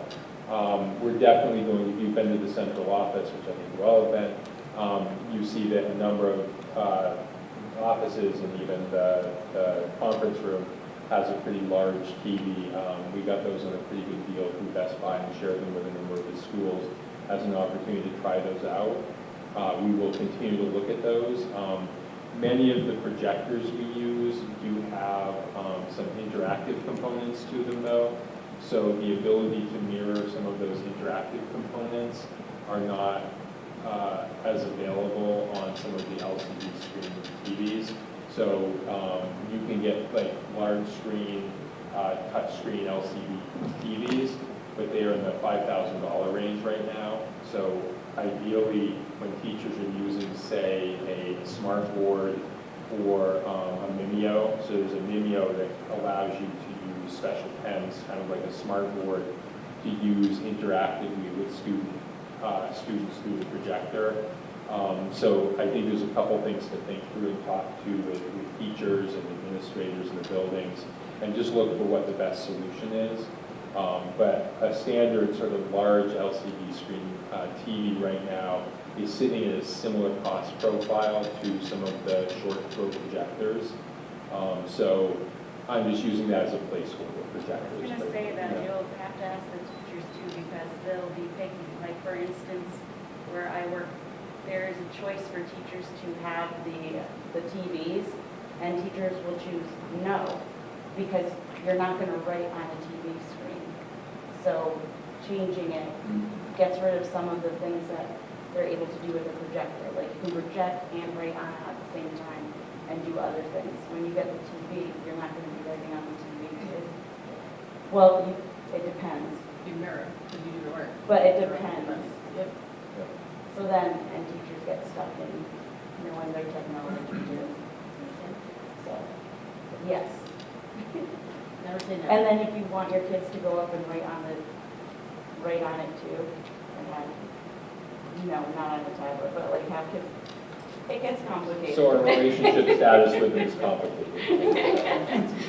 So like a TV sounds awesome, but then when you lose capabilities that you had before, then you're like, oh, darn. All right. So moving on, you will see replacing seats in the auditorium is on there. There was interest from John in doing some seat replacements on the priority list. One, I'm not sure it's going to make our prioritization scheme this year. Two, we're still trying to figure out an estimate for looking at some of the cost to replace some of the seating, whether we have to do it all or what we do. So the middle school, actually, we completed that last year. Sorry about that, that shouldn't be on there. But that was the additional asphalt we co-bought with the town, and so we replaced that. We have an emergency generator again for this building in our request scheme. And then we are looking, we had been looking at a camera upgrade for this building to do a full tear out and replacement of the camera system. As it stands, there is some urgency around adding some cameras now. So it might be that we had cameras now and we sort of kick this can down the road a little bit and look at other schools. I think I've talked about we have 6 schools and 6 fairly independent camera systems. We do have some ability to consolidate the viewership of some of our systems, but the camera systems are fairly independent. We're really working towards trying to figure a way to have a single district-wide camera system, and then being able to determine whether we want emergency services to have access on an as-needed basis or things like that to that system. So there's a lot to do with that. So I don't necessarily think we're going to request that $300,000 for cameras for this building, but it's a placeholder as much as anything. The additional cameras are eligible to be paid for through SVPP funds. That's from the GENIUS grants. So we've just last week sat down, we sort of shuffled through all the money remaining in the current SVPP grant, and believe we found enough money to do the camera additions here. So it's going to take some time. We have to get a design engineer to look at where the cameras are going to go, with the wiring into those locations, and back to the server room. But once that's done, we will put the project out to bid, and we're expecting it to be in the $50,000 range. So Aaron, I had a quick question, only because I've already had this conversation about the capital planning of the cameras and stuff. Are there other districts that you at least reached out to that might have multi-building regional school districts that might have one camera system to see what they're using? To see, like, I'm not saying mimic, but then at least to get an idea of what we probably should be looking at from going from individual buildings to one total system, instead of assuming that we're going to find someone that's going to have all of it. I mean, I'm sure it's not already created somewhere. No, not specifically, and that does raise a good point. I could reach out to some other districts and see if they've done something like this. I just wasn't sure if that's something that you could just ask the question through the listserv, you know what I mean? Sure. Yep. Yep. Our sort of been talking to Ken and talking to Bill Powers. We were really looking to, Minnetonka again is the most technologically advanced building. It's got the most resources. So for both phone and camera, we're really looking to do sort of a hub and spoke system, right? So we have Minnetonka as the hub and the various schools as spokes off that hub.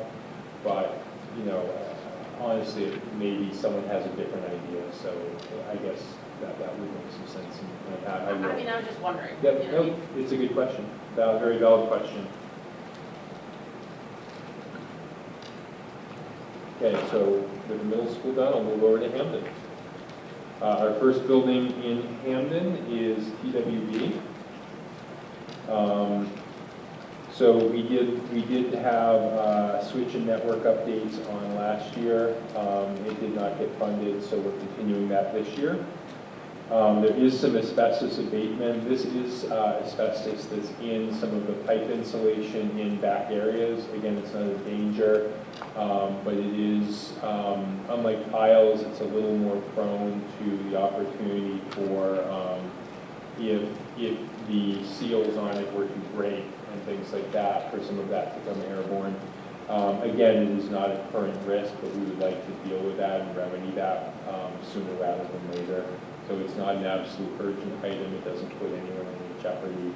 But that is in some of the say, pipe insulation and things like that. It's very not prone to become airborne for any real reason. We would look to add some cameras. You know, some of this comes from the continued utilization of the building.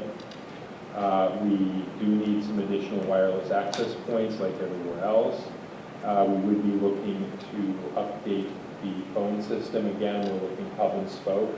So if we're going to continue to use the building consistently, we would need to make some upgrades to the phone system.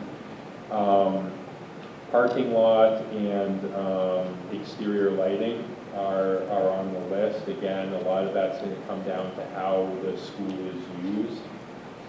But at some point, the parking lot and the lighting in the parking lot is going to be replaced. Karen, you talk about Extend Fire Road? I'm sorry, I can't quite hear. Could you talk about extending the fire road at Green Meadows? That's on the next. That's the next school. Oh. So we're on Burgess. Green Meadows is next. Yep.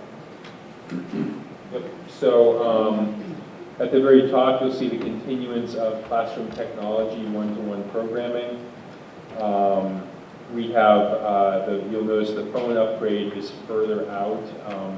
Green Meadows actually just a year and a half ago replaced their phone system so with another unique phone system, which just kind of adds to the pain.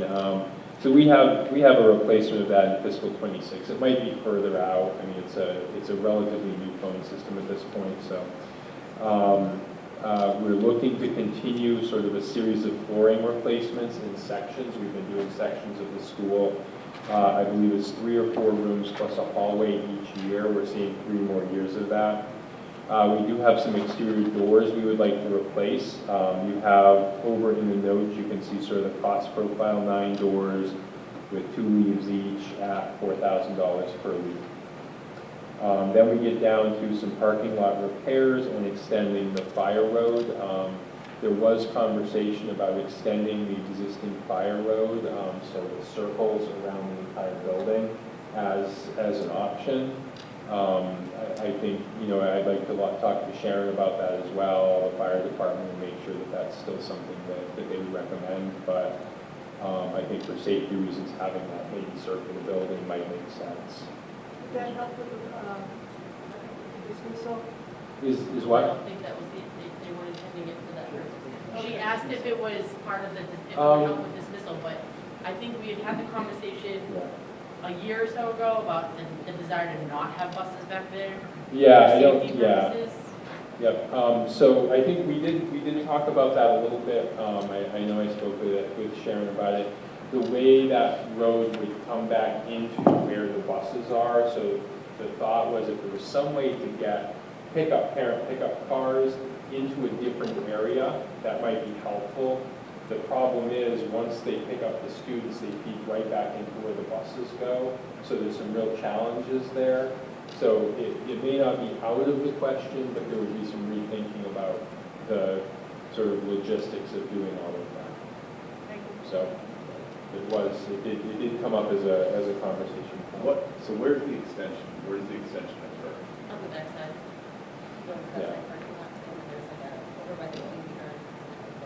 So there's a lead right there. So I believe that's the running route that the Healthy Kids running series uses. CPA funding. CPA We exempt. should make it CPA funds. It's now recreational. So it is not a fire road, it would be a running trail. Okay. I'll take a run by there now and then if it helps. Because a lot of people actually utilize that now as just a dirt patch. Yeah. But it is recreational. So we have epoxying the kitchen floor there. It's a relatively small job, but we wanted to put it on there as something that's probably going to be a summer job at some point in the kitchen. And then we have the ADA accessible play structure, which we will talk to CPA about. And then finally, we have minute job. So when we get there, in the coming year, we would be looking to try to replace some wireless access points again. Minchug has a lot of wireless access points. Many of them are original to the building or close to when it was built, so they are more than 10 years old at this point. You know, we are sort of moving into the next generation of wireless access points, and we're going to need to upgrade those. I did talk to Bill about whether we could do that in pieces, and that is a possibility, so it's something that may not have to be done all at once when we do it. It has to do with the server and the switches that connect to it and the interoperability and can we run into the system. So there is some thinking to be done there. We are looking at some computers for the digital music classroom. So there are 3 highly tech involved classrooms. One is the CAD classroom, one is the music classroom, and there is a third, which is a graphics classroom. So we've replaced a couple of those, and we'd like to replace the third. You will see Chromebooks to support one-to-one program, as we talked about.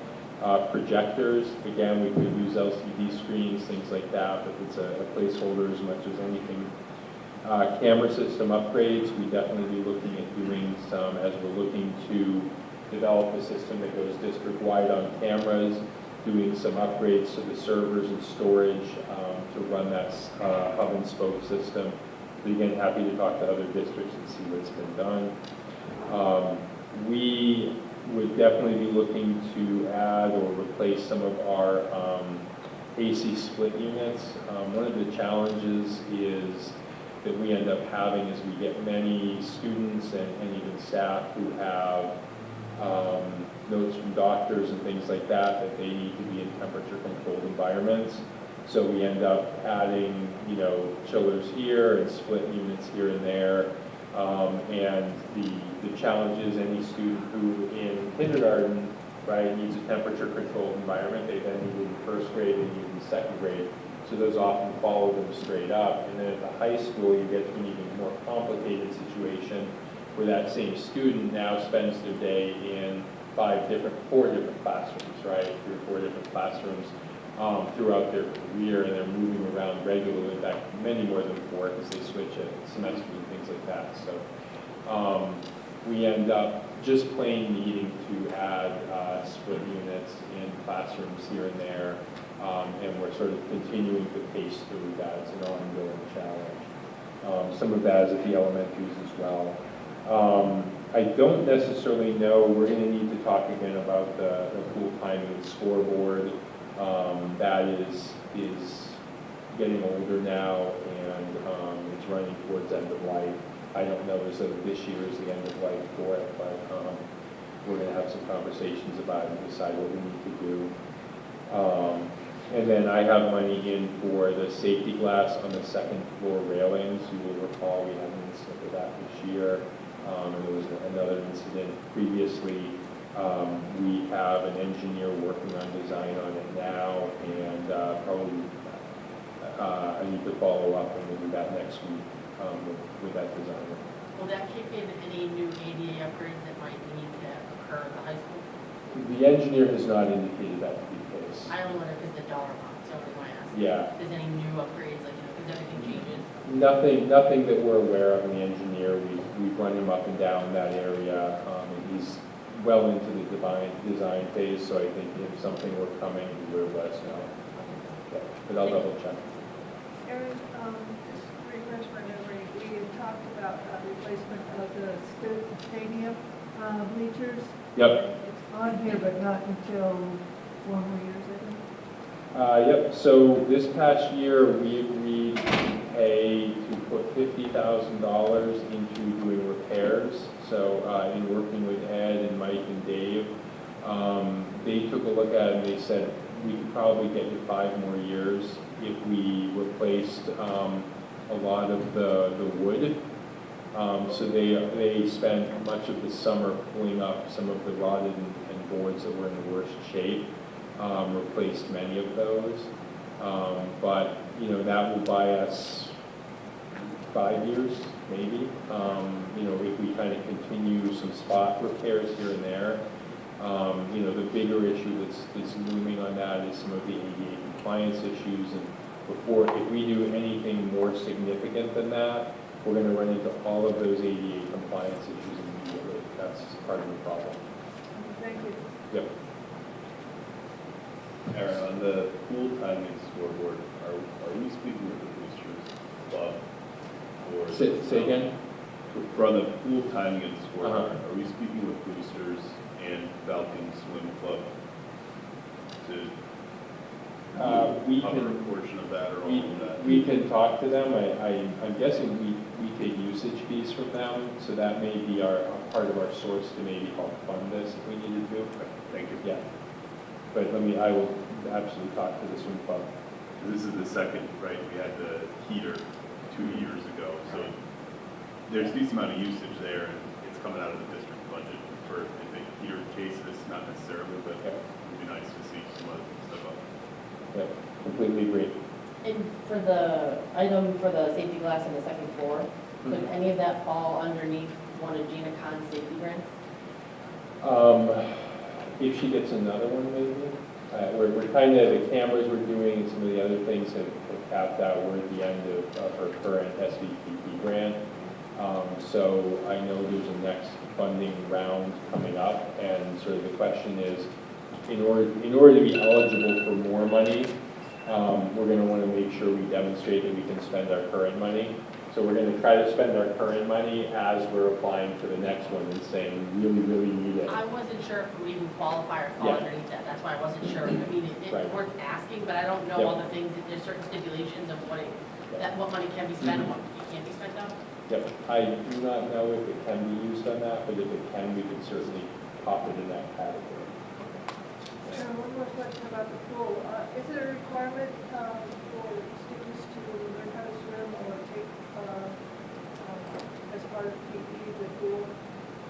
Is there a requirement for them to Learn use? how to swim in PE. I do not know if that's a curricular requirement of the district.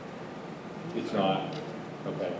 So is it elective to take swimming courses? I would think it would be an elective then, yeah. Is that elective? Yeah. I can say they'd asked one of the PE teachers if they used the pool for swim lessons, and they said they did. They did. Because I know living in California, it was a requirement for graduation. There are some schools who have it. It's not a Read bad about idea. one recently, but I can't remember which one it was. So this is, I can't remember how much was, but we're talking, we're looking at, all in, we're talking $3-4 million for this year alone. If we talk doors, windows, all of that. We talked a little bit about this at Budget and Finance. I've never been in a district where they gave me 100% of the capital I was asking for. I think we try to put everything we can into what we can get, and then we look at creative ways, CPA and things like that, to fund other things, and some things may end up falling into deferred maintenance. We just have to kind of accept that, and that's the reality. But we're going to prioritize the safety items when we go to the towns. So Ed and I will sit down, we'll talk to principals a little bit more about what their priority items are, mostly from a safety perspective. What's the absolute must-have. Wilbraham has a specific process, so in December they're going to send me some worksheets to do, and I'll fill them out in priority order. We'll go before their capital committee. Hamden does not have a strict process, but I do at the same time as I respond to Wilbraham, I make sure that Hamden has our capital plan. I will make sure, and I think in light of last year, I will also make sure following this meeting that this capital plan goes out to all of the advisories, the FinCom, the capital committees, and the select boards of both towns. So I'm thinking by next week I will send that out as a precursor to any other capital planning that goes on. So, just for a point of reference for you, that the contacts for all of those committees now, that like the current ones, are on our website. Yep. Town. Great, thank you. I was going to say, so we talked about this on Monday in the Finance and Operations Subcommittee. And to put it in perspective, if you add it all up, I think all of Wilbraham's capital projects that we have for 2024, right, came up to about $6.5 million. So Wilbraham Finance, Mark Ducey said, well, we give about $1 million a year, allocate $1 million a year for free cash, where that's where all new police cars, new ambulances, I mean, every new request comes out of that $1 million roughly. So we're looking at 6.5, and just for 2024, so it was really quite sobering. And I think, Aaron, you told me, how much money did we get last year out of that free cash? 30,000. 30,000. So that's great. I mean, and I'm not saying anything against Wilbraham. I'm just saying this is a reality of money and the reality of the budget and the reality of things that we have. And I think I have to start playing the lottery again. Take a pretty big win to cover, we can look at Yeah. maybe more long schools, Right? especially over 10 years.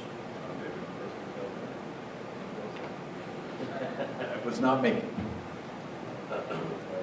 Thank you very much. Any other questions? Thank you. Thank you, Erin. Thank you, Aaron. It's now time for public comment.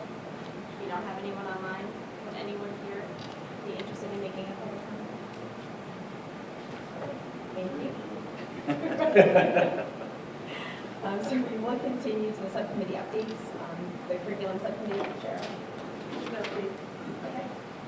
Moving on, finance and operations subcommittee, Bill. Yeah, Finance and Operations have met twice since our last meeting. We haven't really gotten into the nuts and bolts of the budget per se. A lot of the discussions that we had are sort of a recap of last year's budget.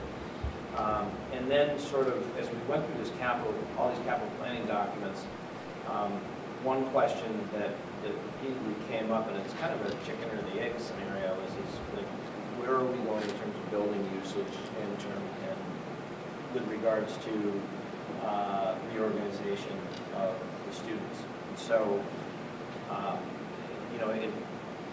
let's say if Wilbraham is looking at closing a school building, does it behoove us to invest $500, $600, $800 million into that building if we're not planning on keeping that online in the next couple of years? And so what we eventually came down to is that we want to try to get the strategic planning committee up and running as quickly as possible so that we can begin having those discussions to give the district a better idea of what we're looking at going down the road. Building usages is definitely something that we need to take a serious look at. And when we look at that, we have to look at, where do we see us philosophically going as a district? This year we took an additional 40 school choice students at the 9th grade level, so we have 63 school choice. Is that a trend that's going to continue? If that's a trend that's going to continue, then any proposals to increase the number of students by moving, let's say, the 7th and 8th grade into the high school will become moot. I don't have the answer to that question, and I don't think I should be the one that answers that. I think that the members of the community should have a say in that, and I think that's part of where the strategic planning committee really is, to engage the public to find out where we're going. There's going to be as you were talking to earlier, John, law of diminishing returns, right? So at what point do we reach a tipping point in which we're bringing school choice kids in, but now we have to hire more teachers in order to accommodate those students? And is the $5,000 that we get per school choice student actually worth what it's going to take to bring them in terms of hiring new teachers, not only paying the salaries, support staff, benefits, et cetera. So we really need to take a hard look at that as a district, because, you know, as we look at these capital planning documents, we see that every building has significant needs. And so, you know, in light of, you know, conversations that we've had in Wilbraham in the past several years about the senior center and the money that's going into that, I know that the cost overruns for the senior center were substantially higher than what was anticipated. You know, so I think, again, we need to have a district-wide discussion as far as where our resources in the town are going to go. So that's basically where finance and operations is. One thing that I neglected to do is I wanted to set dates for the budget roundtables. So I'm looking, Thursday nights usually work best for the legislators, as they're usually in their home districts Thursday night. We haven't had much luck reeling them in, but I'm hoping this year will be a little bit different. We're going to offer snacks. Snacks, good. Snacks and hors d'oeuvres, maybe. Well, you guys are hogging them down there tonight, so. So I'd like to propose 2 dates. I'd like to propose Thursday, January 26th, and Thursday, March 9th. March 9th will bring us in about 3 weeks before the budget is due. So it'll give us some time if there's any, you know, any changes or modifications that we have. I think we'll be here from our legislators. I know there's a number of items that are going to need to be brought up, you know, particularly with regards to some of the discussions that we had tonight in executive session. But I'd like to propose those 2 dates if nobody has any questions. I know I can't watch that.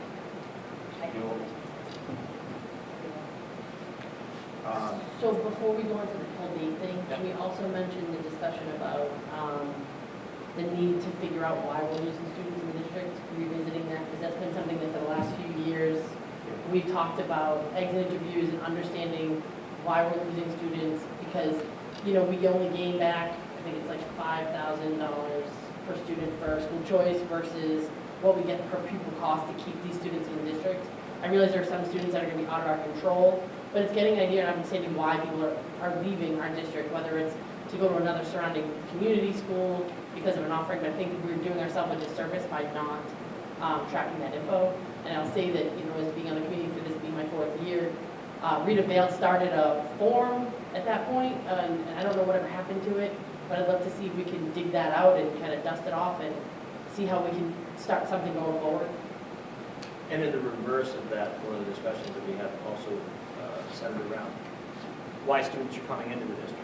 Like, we have school choice students that are coming in. What is attracting them? So that gives us a better handle on, you know, what's the magnet that's bringing them in, and if we see a definite trend in what's attracting those students, then deciding is there something that we could look to expand upon more without significantly impacting the district financially. Just to add to what you said, Rita did do a really in-depth survey of what was the reasons why they left and where they're going and that kind of thing. It went to the central office, I believe, but there was no one to follow up and really encourage the parent or encourage the child to fill it out. No, it was completed and it was given over to the schools, but it didn't go anywhere because we didn't have a mechanism to say this is expected when you go into employing a student. We would like you. It's not expected, it's voluntary, but we're not doing that. So, in terms of the dates for the meeting, we have a school committee meeting on the 19th. Do we want to do the budget roundtable on the 19th? I don't want to move it too close to, the beginning of the year. You're saying The 19th of January, and then, Patrick, you said you couldn't do the 9th? So So could we do the 2nd of March? We have a school That's a committee meeting. standard meeting. Yeah. Yes. Okay. Does that work for everybody? Sure. Yeah, sounds great. Perfect. You okay with that, Michelle?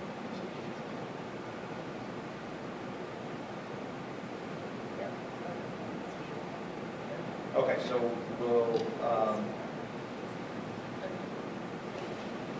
Aaron, we will need to post, that's going to need to be posted as a joint meeting, probably a triple meeting, depending on if finance or advisory is going to have a quorum. But if we could just send out an FYI to the districts, we'll post the meetings, have them do the same, and then if we can also prepare a letter, just an FYI to the legislators, and then we can get that out to them and just let them know these are the dates. I did talk to 2 of the 3. I talked to Brian Ash and I talked to Angela Buffalo, and they were both hoping that they could attend. I didn't have a chance to talk to Eric, but I'm hoping that he got the memo for those 2. So if we give them those dates, earlier we give it to them, and there is a chance we have it. It's Jake. Bill? Yeah. Oh, Jake, oh, sorry, yeah, Jake, sorry. Bill, sorry, what dates did you settle on? There was some conversation, and I want to make sure. It was the 2 school committee dates, so it was the 19th of January. Yeah. Okay. And then the 2nd of March. Okay, March 2nd. Yeah. Okay, so those are going to be the round table dates? Yeah. We'll dovetail them? Okay. Yeah. Great. January 19th, March 2nd. Fantastic. Okay. Thank you, guys. That's all I got.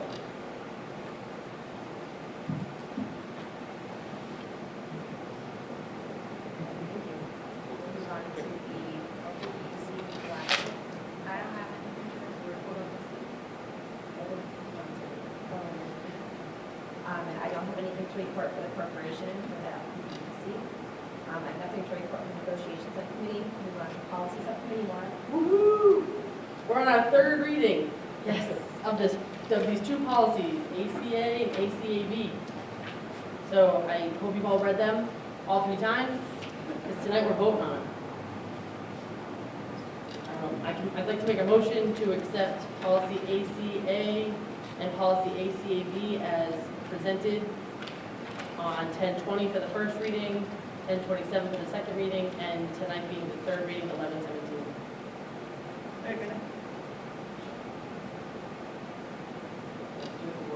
Any questions?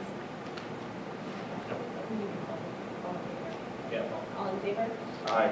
Aye. Anyone opposed? Motion carries 7-0. Mark that down, John. We're 2 in. Okay, and so tonight we have the first reading of some new policies that have been put into your binder, so I would ask you guys to take some extra time to read these. I could go through what the changes are, but I'd rather, for sake of the time, if you could read them, and next we can go through any questions you might have, if that's acceptable to the group. We're presenting 3 policies tonight for first reading. Policy JBA to be JICK, harassment of students. Policy JICFB, bullying, hazing, and intimidation, bullying prevention. And policy KHA, which is the public solicitation in the schools. So please take some time to read those. If there's any questions or anything that come up between now and the next school committee meeting, feel free to send me an email. Our next policy meeting is January, give me 1 second, I'm sorry, January 5th? I'm sorry, Erin, do you remember if that's the 5th? I think it's the 5th. I'm sorry, January 4th at 4:30 PM at the district office. Yes. Sorry for that. But we should not take our next meeting. It's for finance and operations. Finance and Operations is a standing meeting. We meet Mondays at 5 p.m. in the district office from now until the budget is passed. If there's no need to have a meeting, we will contact members and let them know at least 48 hours ahead of time. So that they don't. Thank you. Move on to the consent agenda. Like to make that, Second. Any questions? Comments? All in favor? Aye. Anyone opposed? Motion carries 7-0. Do school donations have to be done separately? Yeah. So people are aware of what it is. So if you just read IPG, $2,000 for robotics club on Amazon, $1,000 separate donations.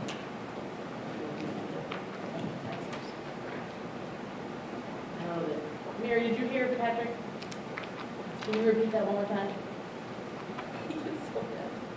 So it's just the donations for IPG photonics for $2,000 to the robotics club for the Chuckville High School.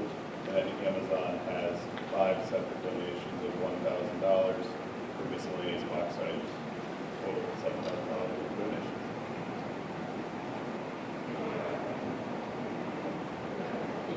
We'll move on to the superintendent's report. Thank you. Very quickly, I'd like to report that the DEI team has finalized specifications for the district equity audit. The next step in the process would be to obtain quotes based on our specifications from among the listed vendors that have been pre-qualified by DESI to do this work of this nature. Another strategic plan action step for the current year is to launch an annual climate survey. One option I had discussed with Gina Kahn was using the vocal survey that was part of the presentation I gave earlier tonight. But she encouraged me to keep looking. So last week, I met with some representatives from the Massachusetts Consortium for Innovative Educational Assessment.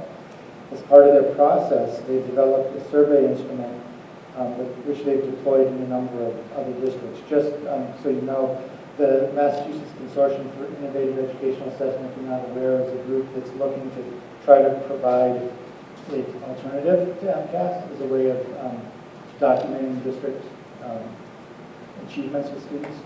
And anyways, they've developed this survey. It's comprehensive. It has forms for students to fill out, also has forms for staff to fill out.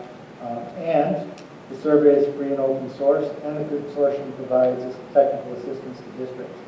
So this is not a final decision, but I want you to know it's at least a promising direction for that strategic plan item. I can also report that the website review committee held its first meeting earlier this week. The seat continues to meet. As Aaron pointed out, we talked about using grant money to expand video surveillance at the middle school. And I can also report that we've made good progress on the establishment of job descriptions and the stipend amount for the curriculum council positions. I'll turn to Lisa to help me with that part of my report. So as we continue to address the curriculum-related action steps of our strategic plan, we've begun creating curriculum councils, the important leadership groups that are essential to the work that we'll undertake. The curriculum councils will be made up of teachers, administrators, and instructional coaches, and will have monthly meetings. At this time, we're creating 2 curriculum councils, one math and one ELA. We'll be looking for representatives from each grade level, pre-K through 5, as well as curriculum leaders at the middle and high schools, such as the middle school curriculum coordinators, and the high school department chairs.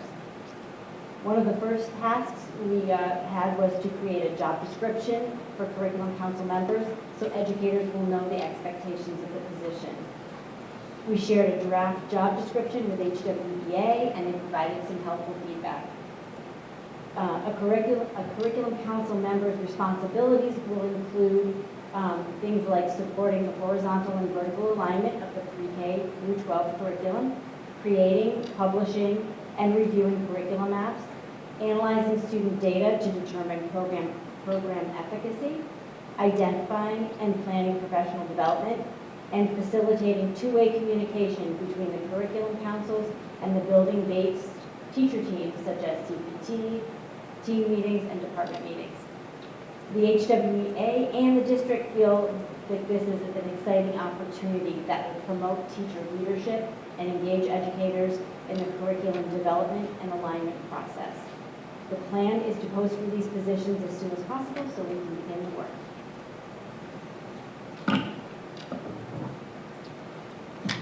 And just to follow up with the discussion we were having a moment ago, I wanted to update the committee on current enrollment.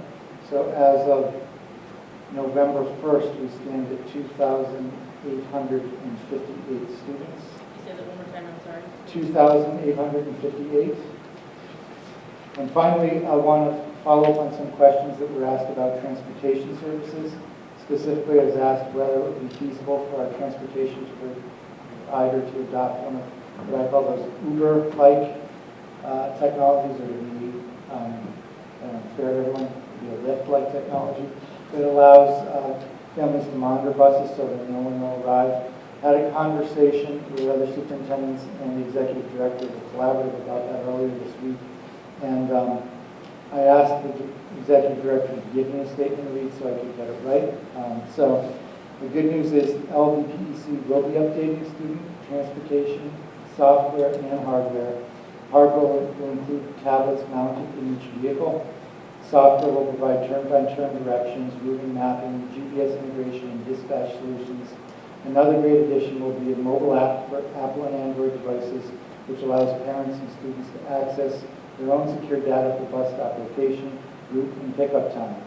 In the spring of 2023, we'll start the migration from, this is great, from VersaTrans to Transversa, with training our personnel with the goal of having it available to students and parents in the fall of 2023. And that's my report. Is there any added cost to us as a district for that? No.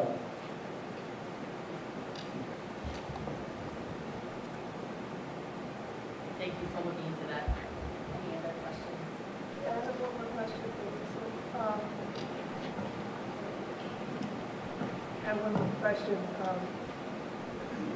On the job description, it has SEI endorsement preferred. Is there a reason why we're not requiring SEI endorsement?